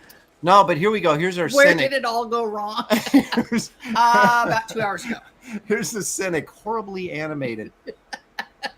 But seriously, the head looked like a crash dummy. It did. Okay. Yeah, where did it Oh. all go wrong? Oh. Well, I'll tell you. So, Pete, this is why you probably have not been on the show before and probably will never come back again. But I'd be happy to be back. oh, But this is good yeah, stuff. yeah, this stuff with like the cryptids and everything on video and other kinds of things caught on video, I'm always like, you know, a lot of it out there is it really is kind of puzzling and just. Have you seen But this? there's so much that's just okay. That's definitely Right. not anything. Have you seen this one? Aaron? No. This is a classic example of. Now I don't trust you anymore. No. Well, Okay. The trust is gone. wait a minute. I'm on the wrong thing. Shocking. Okay. Another Top 5 10 top 10 boomer. boomer moments. Okay. This is the Gable film. Now check this out. That sound. Oh, this film has no audio. Have you seen this before? Yeah. Okay, now you know the hoax thing about this, right? Yeah. Okay, so the guy puts one of those what are they called? Those hunting net things. Yeah. What are they A called? Gila, A something like that. Gila suit or something. it's a Ghillie suit. ghillie suit, and does this dog thing, right? Yeah. And it's does this whole dog thing. fake. Well, look, you can see the fangs here in just a second, right there. Yeah. So that's supposed to be like the mouth of the beast, like attacking the cameraman gotcha. right there, right? Yeah.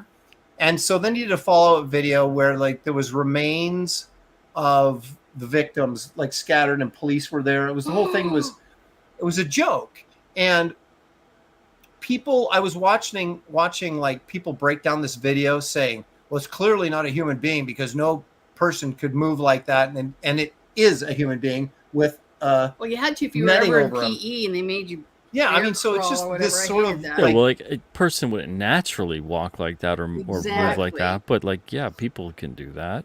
yeah, and so there's this like faux science out there that these people trying to break this stuff down, going, well, clearly this is an unidentified species, or it's a guy in a, what is it called? Ghillie suit Ghillie suit, or something. And I think I might have to go take my blood pressure. are you still shocked by the little Yes. naked If I alien running have around a coronary tonight, this is why, and you guys have all witnessed it. But the thing is with this video, Look at me, I'm all red even. people were Lord. like, oh, this is definitely authentic, blah, blah, blah. And the guy comes out and goes, okay, it was fake. And everybody's like, there are still people posting this video today thinking that it's real well, it's all the when time. it's already been, all the time on the internet. yeah. So look you at this, can't and they're trust like, the "This was a videos, video Pete. from 4 years ago from Yeah. somebody." Yeah, Especially now. I mean, you couldn't trust photos for the longest time, and now you really can't even trust videos too. No. Right. Well, I mean, yeah, anybody can do anything, and AI and Photoshop and all sorts of different things. So, Yep. but Oh my gosh. Yeah. I may never forget. I You may need to believe buy me and jewelry. want to believe people, but it's very difficult a lot of the time with what's shown. Yes. I always especially say in the realm of I cryptids. I wish lying or lack of integrity was painful, because then it would be so obvious. And when I was teaching, I'd be like, "Oh, there's not enough medication in the world to keep that child upright. They lie." What my dad said, they lie even when the truth is better. Yep. But if it was painful, we would know. Well, it's people getting that 15 They'd be minutes like, of "Set it fame. 15 minutes of fame on the internet. And Why would you wish that on me and Aaron, though, Shelley? No, that's true. We're professional liars with stories. That's right. Exactly. Storytelling is entertaining is different. That's right. There's A a lot of lies are entertaining too. Yeah. Ooh. Well, but we're going to continue on this show to try and search out the truth and find the cryptid that I'm meaning to be medicated. video that next really time. works. I might have to go get the So fireball. no more alien winky. Shelley says no more. Okay, I'll be a little bit more careful. What the heck? I'll try and find videos That's of a aliens big wearing Twinkie. underpants. Clothed ones would be more appropriate. Thank you very much. Well, come This on. used to be a family show. If you're building a spaceship and you can somehow travel millions of light years, which you can't invent clothes for your people to wear. They're Well, beyond. the thing is that they do have clothes. It's a very that's the thing. That it's a very tight type of suit. Okay. So like it leaves nothing layers to and the layers imagination. thin. Even Okay, so- the big black dark eyes. It's Yeah. allegedly that the eyes it's a covering. Okay. I Yeah. see. All right. Gotcha. So they have better clothes. Allegedly. Yeah. Yes. Allegedly. Yeah. They have better clothes than we do. What you're saying. So they're not naked unless they're stripped down and naked, and there's whatever, and that's like a crash retrieval or something like that. But usually they're within a suit. Like in that instance, if that was a true thing, and that's like a naked alien running around, something probably just happened, and that little dude Happened, right. escaped a lab Yeah, he or something. escaped. Yeah, exactly. He'd been. Yeah. Yeah. I'm telling you, Uranus jokes now. It used to be a family Shelley was show. telling Uranus jokes, and now she's I complaining. used to be much this calmer. used to be a family show. Yeah. Yeah. Brian says it's a seamless bodysuit, hence Hence no, no junk. Well, no, right. That guy was obviously naked. He'd escaped. But then think about it. As he crawled underneath the car, ouch. Road rash. Ouch. I Yeah, mean, yeah. Road rash on his winky. So But then we also wouldn't know. I mean, again, if that was real, we also don't know what their nervous system is like, and if they have pain receptors that work that way. We also, because there's things too with UFOs. There's a big theory where they're not even biological entities, and that's how they're traveling through space. Is that these things are either bionic or completely artificial. So they're not. They're sexless and everything else, and they don't really eat and all this other stuff because they don't need to. Like we would send out, logically speaking, if we're going to go into deep space, we're going to not put human beings on there. We're going to put artificial intelligence. Right, So yeah, because just even for our own physics, they're not going to just survive the need G suits. forces and everything else Yeah. required to maneuver the way they would. see, Pete Right. SIMETI brings like reasonable, logical, scientific explanation I like for it. I like it the unknown. I like it. because, well, I used to be smart. Well, times change. Yeah. Okay. All right, everybody. That's going to do it for this exciting episode of Aaron Live. I want to thank our guest, Pete SIMETI, for joining us and telling us about all things publishing. Yep. We all learned something, and we're going to be like those Outer Limits episode where they get really smart and their head gets like super big. So the brain keeps expanding. So I'm like the Twilight Zone episode where I take off the glasses and my eyes are like, "Meh." if you guys would like to know more about Alterna Comics, the link to the website of Yes, I would. alterna.com is in the description of this video, as well as if you'd like to back King Cryptid, you can go to Indiegogo or the website as well, Yeah. and the link is in the description for the Indiegogo campaign. You will also find the Wraith of God Blood Hunters Which campaign is winding linked down. in this video. And I'm like, good, just a few pages away from completion. So if you haven't backed yet, now's the time. Nice. Well, So- what else we got coming up? I don't know. Well, we haven't announced because we were going to do it and then we totally forgot. And I did. Oh, there we go, King Cryptid. We have our first grandchild coming in January. Yay! We're very excited. Congratulations. Yay! Wow. Thank you. What else is happening? That's all I That's know. all. Well, that's the exciting part. I have my big surgery in September, so everybody can be on that. And then, what else? I hope that's all because I can't take much Yeah, more. tell us happy stuff. Well, no, getting new ones. It's happy. Right. The permanent instead of the expanders. Yep. Yep. All righty. Well, there you have it. Thank you guys all for joining us. I appreciate everybody in the chat, all the super chats. We couldn't do shows like this if you guys weren't joining us and participating and making it fun Thanks, Timmy. for everyone. And I mean that sincerely. We appreciate you guys and thank you for spreading the words about our campaigns, reposting on social media, all that kind of stuff. yeah. You guys are a On great help and X now. and are part of the X reason for the success of our campaigns. And we thank you. I think I'm going to Rose City. I can't remember, but I think I am. And that would be in September. What weekend? I don't know.